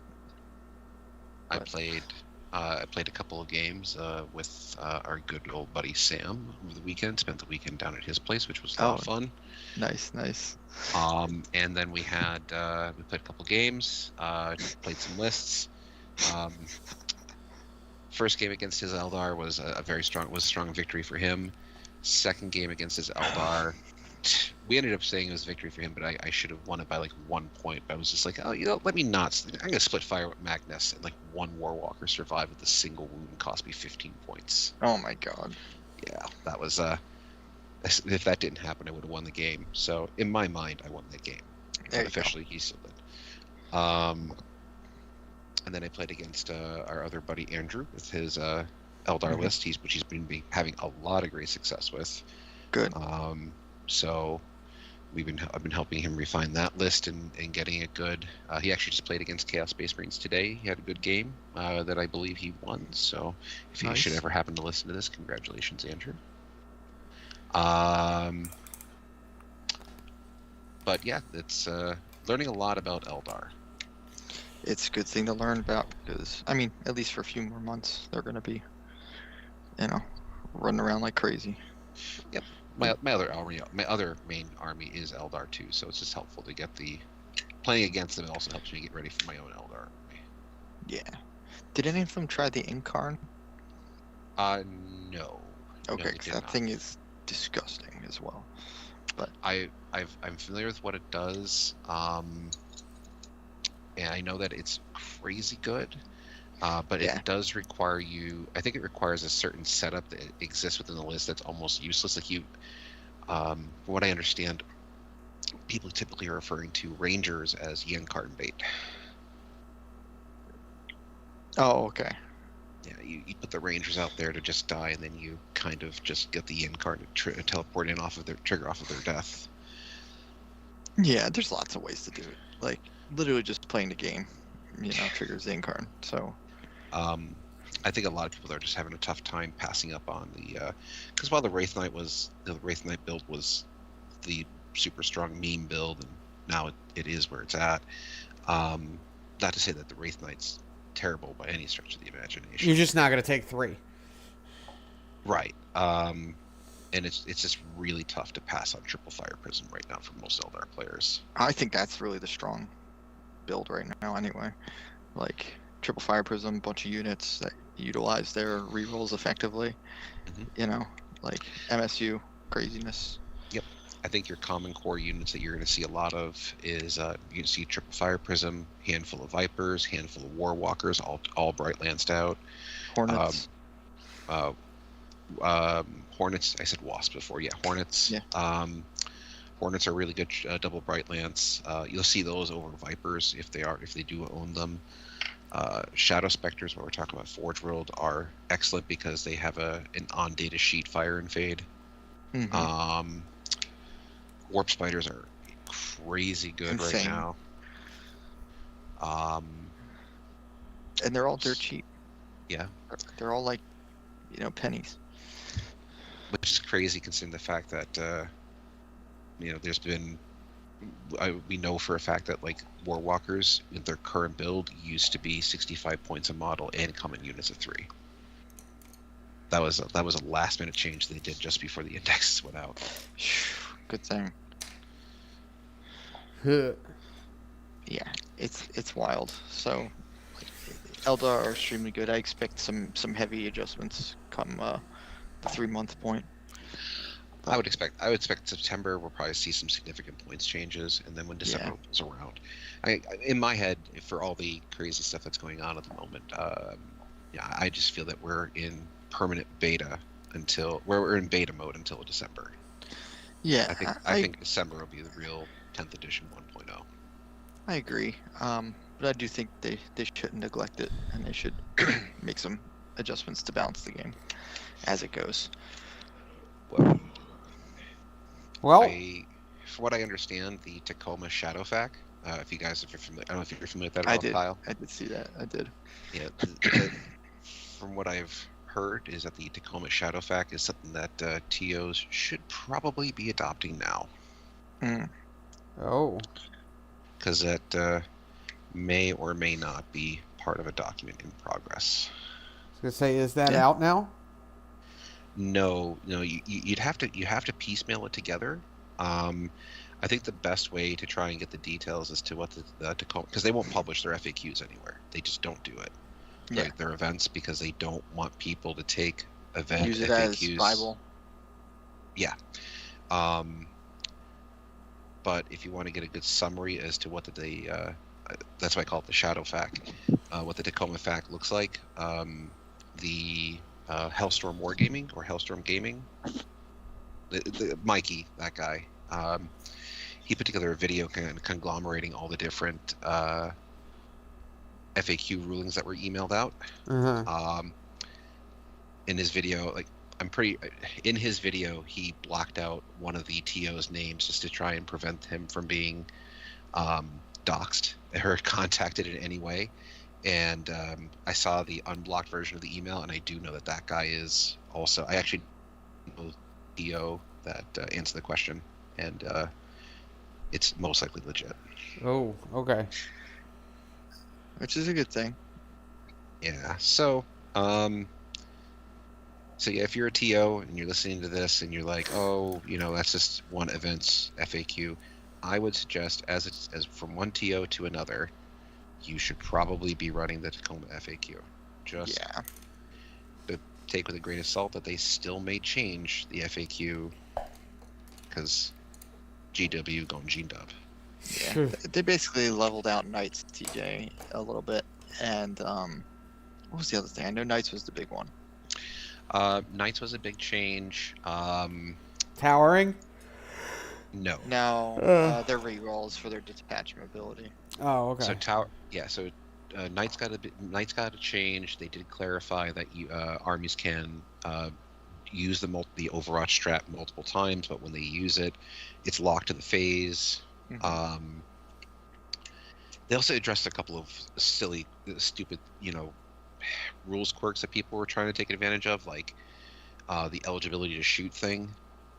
To do a secondary action, your unit has to be eligible to shoot, and when you perform I'm going to call it an action for simplicity. When you declare an action, that unit cannot shoot or charge. So basically, it's like doing an action like it was back in 9th edition. But they didn't include the wording that says if you haven't shot already. If you haven't shot already. So people are like, I'm going to shoot. Technically, per their rules, I'm still eligible to shoot, so I'm going to shoot and do this. That's not what they intended. Yeah. But interactions like being able to advance and do an action with weapons that have assault on it is an intended interaction. Oh. Yeah. And There's the a one lot where with pistols in combat and stuff. Mm-hmm. So if you didn't know, for example, if you have a unit with a pistol and you're controlling an objective and you're actively engaged in fighting on that objective, if you have a pistol, you're still eligible to shoot, so you can still cleanse and you can still fight as normal because you're not shooting, nor are you declaring a charge. You're just fighting. That makes a lot of sense. So, yep. There's a couple other things too that got brought up. I'd have to go back and reread it because I'll be putting together the FAQ for my own RTT coming up next month. Got to see if I can make that. I want to. I always want to. Well, thanks so much for taking the time to answer the questions about your games, Kyle. We really do appreciate that. Yeah, no problem, guys. I'm happy to do it. I hope whoever's watching and you guys gain something from it. Oh, yes. That leaves us now with 20 minutes to go look up Purdy models. Yes, I do believe so. Kyle, I think I am going to check out to help with the baby, but okay. I appreciate the invitation, guys, and I hope you guys have a great rest of the night. You too, buddy. Take care. Thanks for joining us. Yeah, no problem. Later. Tell my sister I said hi. Will do. and pet the chup. Okay. Of course. Nothing for your nephew. I got no. You. Right. Oh. But, give him a hug. Will do. Later. All right. Alrighty. Well, if anyone else is sticking around with us still, thanks very much. Let's go look at some gorgeous new Tyranid models. Oh my god, it makes me wish I played this faction. Well, let's start off with the big new thing here. We have the Norn Emissary and Norn whatever the other one is. It should say it right below. Norn Emissary. And the other one is the Norn Assimilator. That's what it is. Yes. So yeah, now I wouldn't say these are really like super heavy size. I think with the stacks on the back they might reach to knight height. But I mean, damn. I think that it is a gorgeously designed model. Everything from the base up to the, I think they both have it, or is it just the one? I personally like the Norn Emissary, which has this very, this head crest on it that's very, it's like a combination of being like a Maliceptor and the Queen Alien from like the Alien series. Yeah. The Norn Assimilator. Let's see here, make sure I'm looking at these right. Okay, so the Norn Emissary is the brain one. The Norn Assimilator. I love everything about the model, but I think the head looks a little dorky. So yeah, the Assimilator looks like a cross between like a Tyrant and what was the other one? And the Democurian. Kinda, you know, that's what I get. That's what I get from looking at it. You're right. I can see, yeah. I can see the influences of the Demacaron, and a little bit of Carnifex in there, the head, because you yes, they have that kind of option that looks sort of like this. Not knocking it. I mean, it's literally just the head that has any real problems, but otherwise. I hope they're both viable. I think with some postulations online that I've been listening to and getting some opinions on from people that typically have a pretty decent idea as to what they're talking about, is that because the Hive Tyrant right now is seeing a significantly reduced role in Tyranids. Like most Tyranid players I know are still running Hive Tyrants because they're still good. Oh yeah. But it was significantly toned down in power and its ability to do stuff, and the postulations are that the Norn Emissary, the Norn Assimilator, are going to be like the true replacement for the Hive Tyrant. Something that's going to be kind of like a Hive Tyrant, but like a bit, more of on a Primarch type of power scale. Yeah. So I think that is pretty cool, and also terrifying, because I remember how terrifying Hive Tyrants were in general. To know that there might be an even more powerful version of a Hive Tyrant potentially on the table soon, yeah, is scary enough. Because the Emissary, you can tell, has got some psychic going on here. Literally big brain.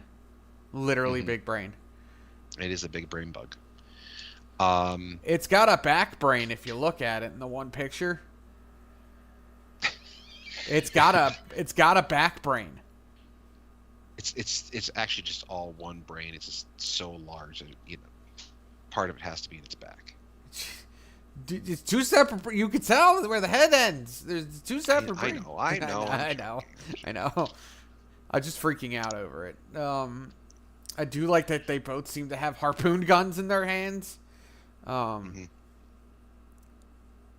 But, yeah, I'm not sure what the different roles will be here. I assume that the Emissary is the leader, due to the big brain. But, and the other one is going to be more of the fighty, cheaper one. But I get a similar distinction, like the Norn Assimilator is going to be like a souped up Swarm Lord almost, where it's just, it's probably going to have some minor psychic ability, but it's going to be more geared towards ripping things apart in close combat, where the Norn Emissary is probably be a bit more shooty, a bit more support role oriented. Maybe my guess. But still probably kitted out decently for close combat, because it is a large bug. Oh, yeah. I mean, don't get me wrong. I think they're both going to be good in combat, but I think one is definitely going to be better than the other, and then the other one is going to be the psychic buff character. More along the lines of like one is the lion, one is Gilliman. Yeah, that'd probably be a fairly apt summary. I'd be thinking something along the same lines. But these models are gorgeous. Tyranids were due. They were definitely due for new models and a bit of a range revamp, which we also got. So, whilst I do love staring at these gorgeous, gorgeous models, let's move on. Next up, these are probably my favorite upgrades, honestly. As cool as one of the other ones are, just the new Biovores and Pyrovores are chef's kiss. I love these. Does this have anything to do with them looking like crabs? Only everything. No, honestly, I like that they have a more insectoid look to them than the other ones. I like that they're like just giant beetles with Wait! Insectoid. Okay, you were slamming on me for bringing up the fantasy dinosaurs that weren't quite right. You should call them insectoids. Yeah, why? Ah, never mind. Damn it, they have 6 legs. They're not 8. Yeah, no, I literally said insectoid as I counted the legs. I thought I was going to get you in a weird technicality. Like, no, they're arachnids. Now, No, technically, we don't know how many body segments they have, but I'm going to count the gun as one. So you got the body, the gun, and the head. So there's 3 body segments. Thus, insectoid. Get at me. Oh God. Anyway, I don't know why I'm not a scientist. I just enjoy this stuff too much. Anyway, but yes, I love how the revamped Biovore and Pyrovore. It needed it. They both needed it. The Biovore especially. That one was really old. Like the Pyrovore was at least a little bit newer, and like was okay. But this is awesome. Yeah, I want to know like. Sorry, go ahead. Oh no, I just want to know what size base it's on, and like I think it's just a little bit bigger than the old ones from what it looks like to compare to the Neuro Gaunts and Gaunts around it, in the one picture. But it's so cool. It's an excellent use too of a dual kit, and truth be told, the models are so similar that if someone were to put them down on the table, I'd look at them and go, is that a Biovore or a Pyrovore? I can't tell the difference. Yeah. It's probably one of those few kits that you can just build one way, whichever way you think is cooler, and be like, it's whatever it needed to be for this game. Yeah, right? I mean, honestly, the 2 guns look the same anyway.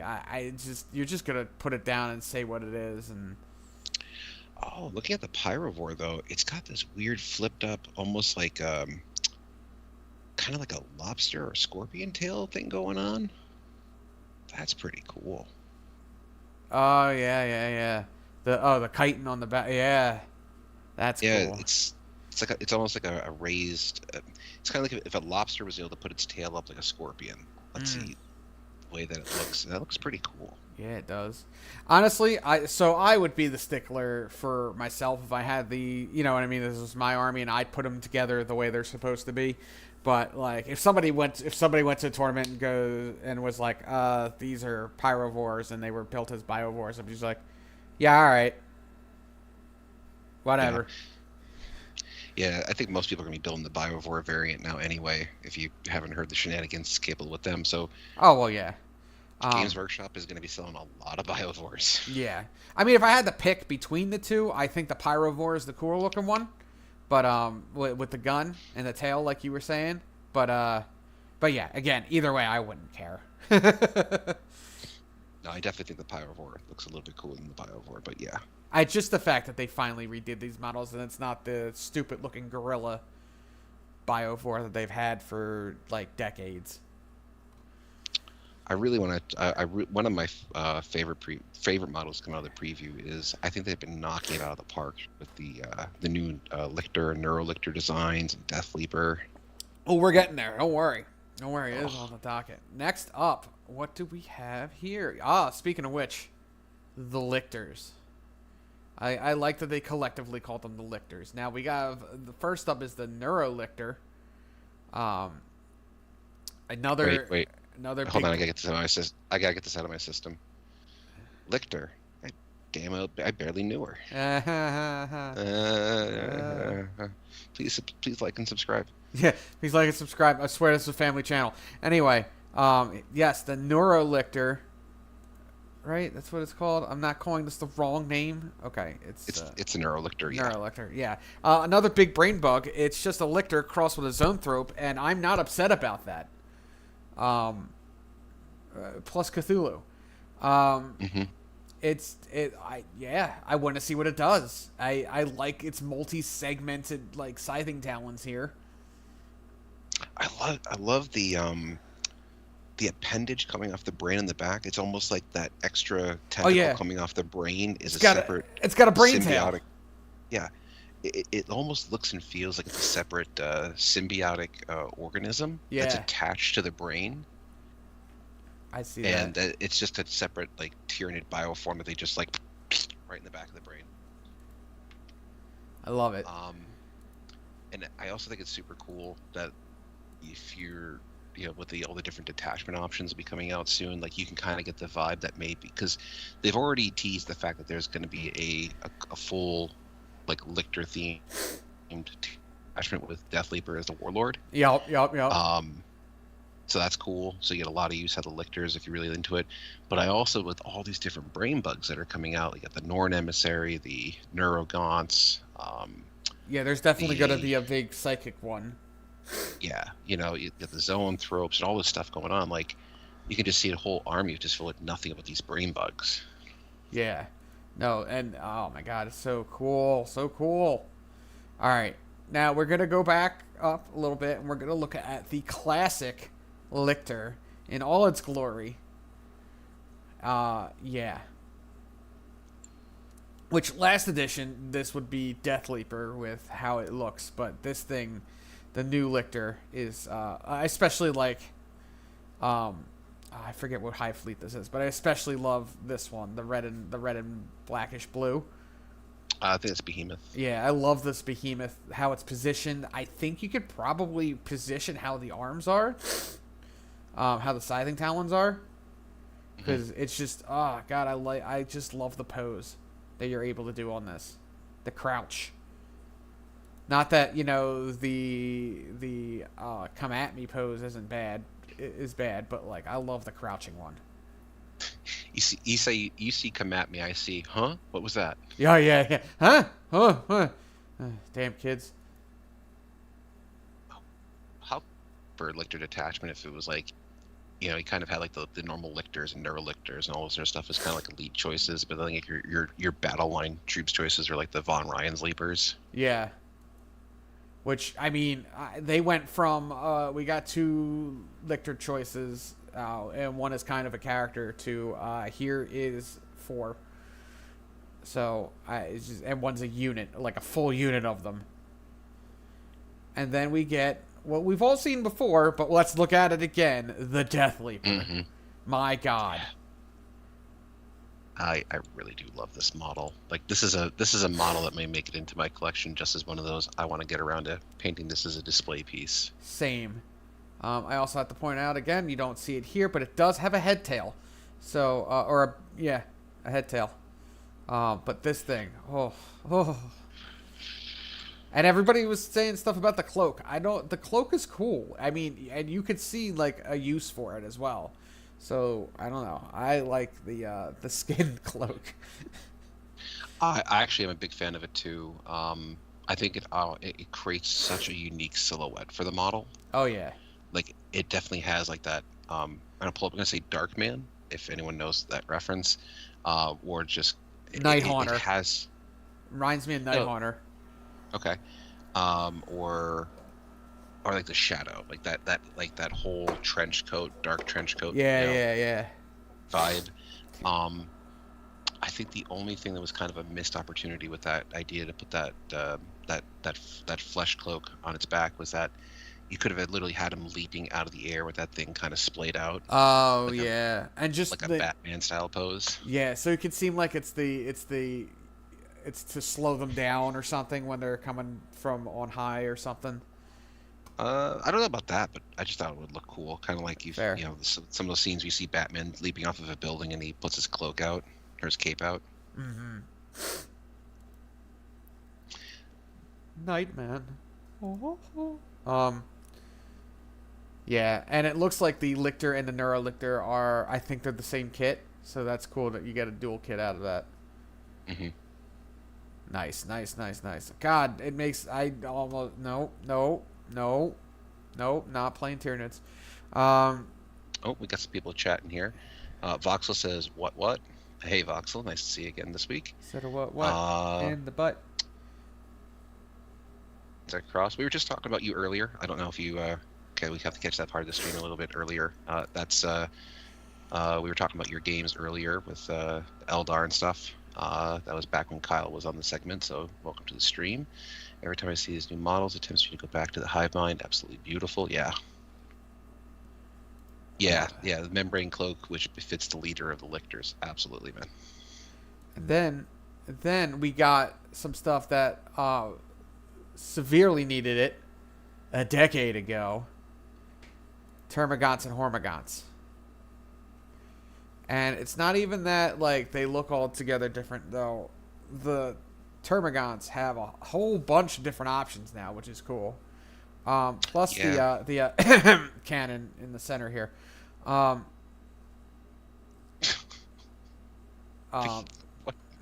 Really?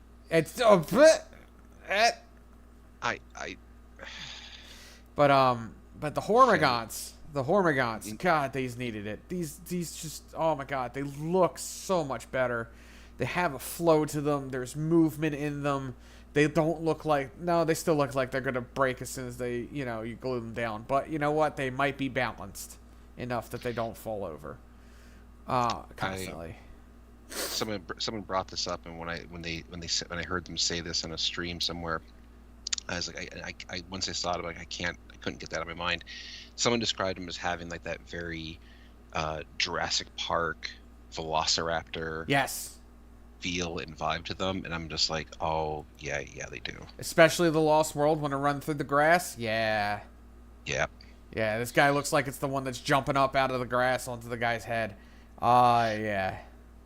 Oh, that'd be cool if somebody went through and they did I use the term deep fake here, but like if they went ahead and they took that scene from Lost World and they just kind of patched in models that looked like Termagants. I mean, they were technically Deinonychus. They're not actually like Velociraptors because they're like the size of a dog. But what? TJ, come back to the stream. Back to the stream. That's why I said Jurassic Park Velociraptors. I did not say Velociraptors. I just whatever. All right, fine. But yes, no, I get the analogy here, and it very much. I like that their tails are longer. I like that their tails aren't just sticking straight out and stiff. And like it looks like they're actually trying to use them to balance. Like I absolutely love the new Hormagaunt models. I realize that they're kind of mono-pose, but I don't care. The ones before weren't exactly, multi-pose. So, monopose thing is just going to be something that we're going to have to deal with because, I think that, we are in a post-Chapter House world now. Yeah. That's just the way that it is. And honestly, if you're going to convert, like most people who are going to convert, you're doing this for a model reason. And you're just going to cut them up anyway. Yeah. And then we have... go ahead. And if you haven't watched it already yet, TJ, I mostly recommend this for our viewers. Another great painting podcast that I would strongly recommend people start listening to is The Painting Phase. They have a lot of interviews on there from people who used to work for Games Workshop. Mm-hmm. Some really great insider stuff there. Oh, is that the one with Peachy? Yes. Yeah, okay, I've watched that a little bit. Yeah, that one's good. But one of the latest episode they had, which is like the old head of the product design studio, and he just dishes on things that you didn't know. Like, I posted this in our Discord, but the one of the little things that you don't know is the Citadel Artificer brushes. Oh yeah, they're just rebranded. They're what's it called? rebranded Winsor Newton Series 7 brushes. Yeah. That's all they are. Yep. And so if you like those, just buy the Winsor Newton Series 7s because they're just cheaper. Yep. But yeah. Anyway, let's finish these up. We got Termagants. Now with all the different weapon options, which is awesome, which is a thing they needed.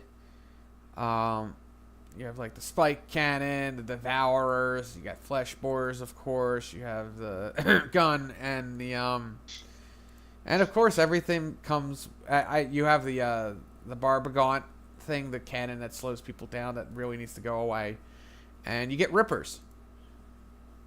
Of course, I like that they still kept the rippers in these boxes and then just make a separate box, because you're just gonna end up with them and you don't take a lot of them anyway. I remember back in 5th edition reading that Termagants used to be able to have all these different gun options. And it's nice to see them bring that back. Oh, yeah. I remember they used to have squad leaders because the 4th edition decks, you took different like mutations for the squad, and the squad got a leader by giving him a mutation, which essentially just gave him synapse. So you didn't need to be near a synapse creature, which kind of defeated the purpose of synapse, but, you know. But yeah, no, really cool. And lastly, Gene Stealers. Arguably the least impressive update to True. the bunch, but they still look good. They still look good. They still needed it. I am unsure if they are... they might be bigger, because I think they're on 32s. But they fill them more than I thought they would. If those are 32s. So... Yeah, listening to another podcast, I heard them basically just being described as high fidelity Gene Stealers. Yeah. So they look good, you know. Really, if you're listening to this and you're not watching the stream, you know, if you're just picture slightly more detailed Gene Stealers compared to what we currently have. Yeah. The current Gene Stealers we have, slightly more detail. That's it. It's essentially, yeah, they recut the models.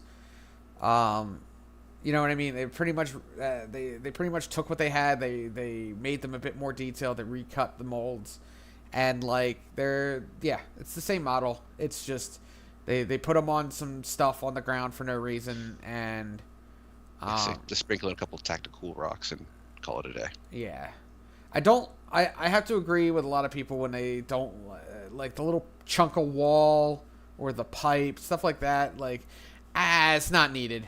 It's because you might not be modeling your guys to be in something like that. You can redo it, but like I don't like to force it. But whatever. Well, I mean, if you look at the way the Games Workshop kind of does all their bases anyway, all their bases have this very generic can be anywhere vibe. Fair. I mean, how many different all their bases almost have, you know, brown dirt and green grass on them. So fair. I don't know. It just irks me a little bit. It's not a big deal.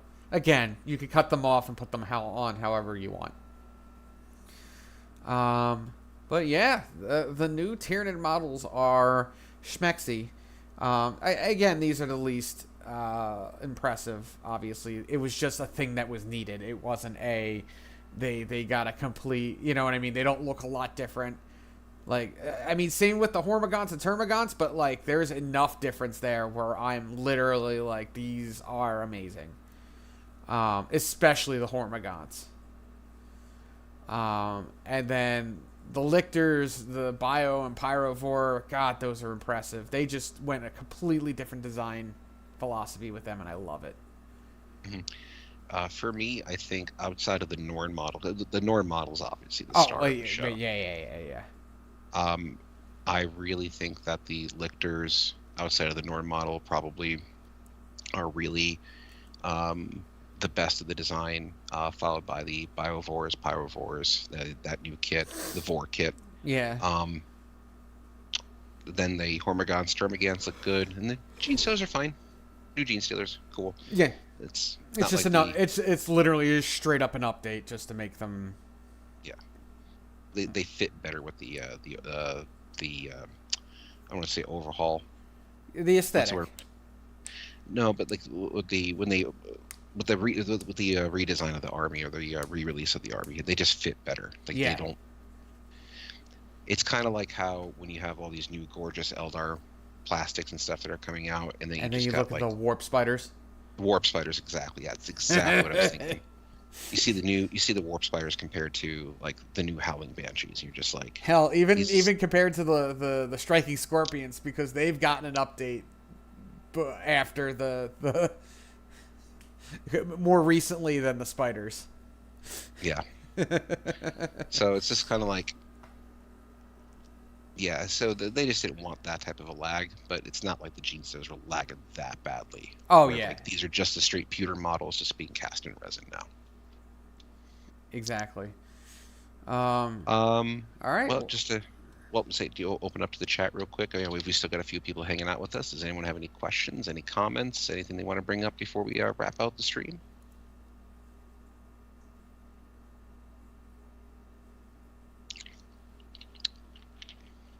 Oh, rumor engine. Yeah, we did have a rumor engine left.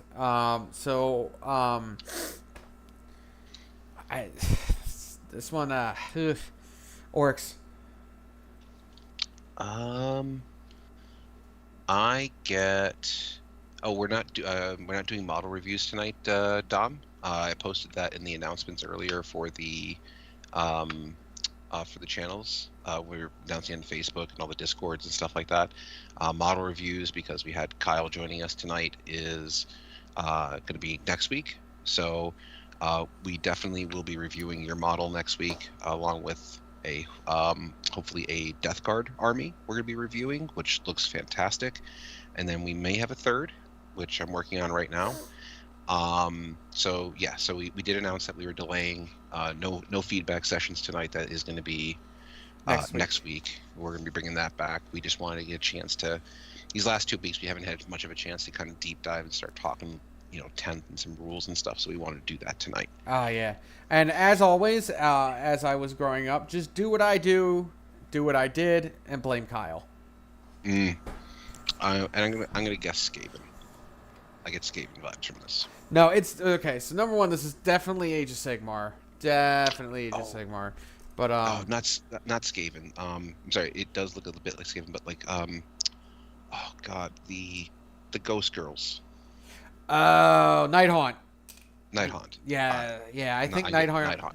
And Nighthaunt, I believe, is due. So I could see this being Nighthaunt. They need new models. They didn't get any really since the beginning of last edition. So I think they're kind of due. No, this ain't. I don't think this is Sylvaneth. They just got a whole bunch of new models actually. Yeah, I don't get Sylvaneth vibes because this kind of looks like a sewer entrance or some part of a sewer to me, or it doesn't look like elven architecture, because it would be more elven architecture for Sylvaneth because they're basically wood elves. And it can't be Skaven. They got their one model this time. It could be a Blood Bowl model. That is true. It's definitely not a Blood Bowl model, but no. But sometimes I like to fake you out like that. Yeah. But no, it's definitely Age of Sigmar. I think Frank was on the money. It could be something Nurgly, but they just came out with Nurgle model. And it could be a whole lot of things, but it could be a new Titan. No, Dom, it's not a Titan. It's not a new Titan. It's definitely not 40K, and watch will be wrong. But yeah, I think Skaven or Nighthaunt. I could definitely see Nighthaunt because they have a lot of those thorn motifs. Mm-hmm. Well, thanks so much, guys, for hanging out with us tonight, interacting with us. Next week, we'll be back with model reviews and feedback for our viewer models for feedback and review. Hopefully, we have at least 2. Hopefully, we'll have 3 so we can go over. But other than that, I hope everyone has a great week. Keep painting, not to set, I don't want to try and come up with anything that infringes on some of the other YouTubers out there, but really get out there, keep painting. Bravely make sure paint your gray. Make sure you kill the whitish black. The light black. Make sure you murder the light black. Oh God, stop.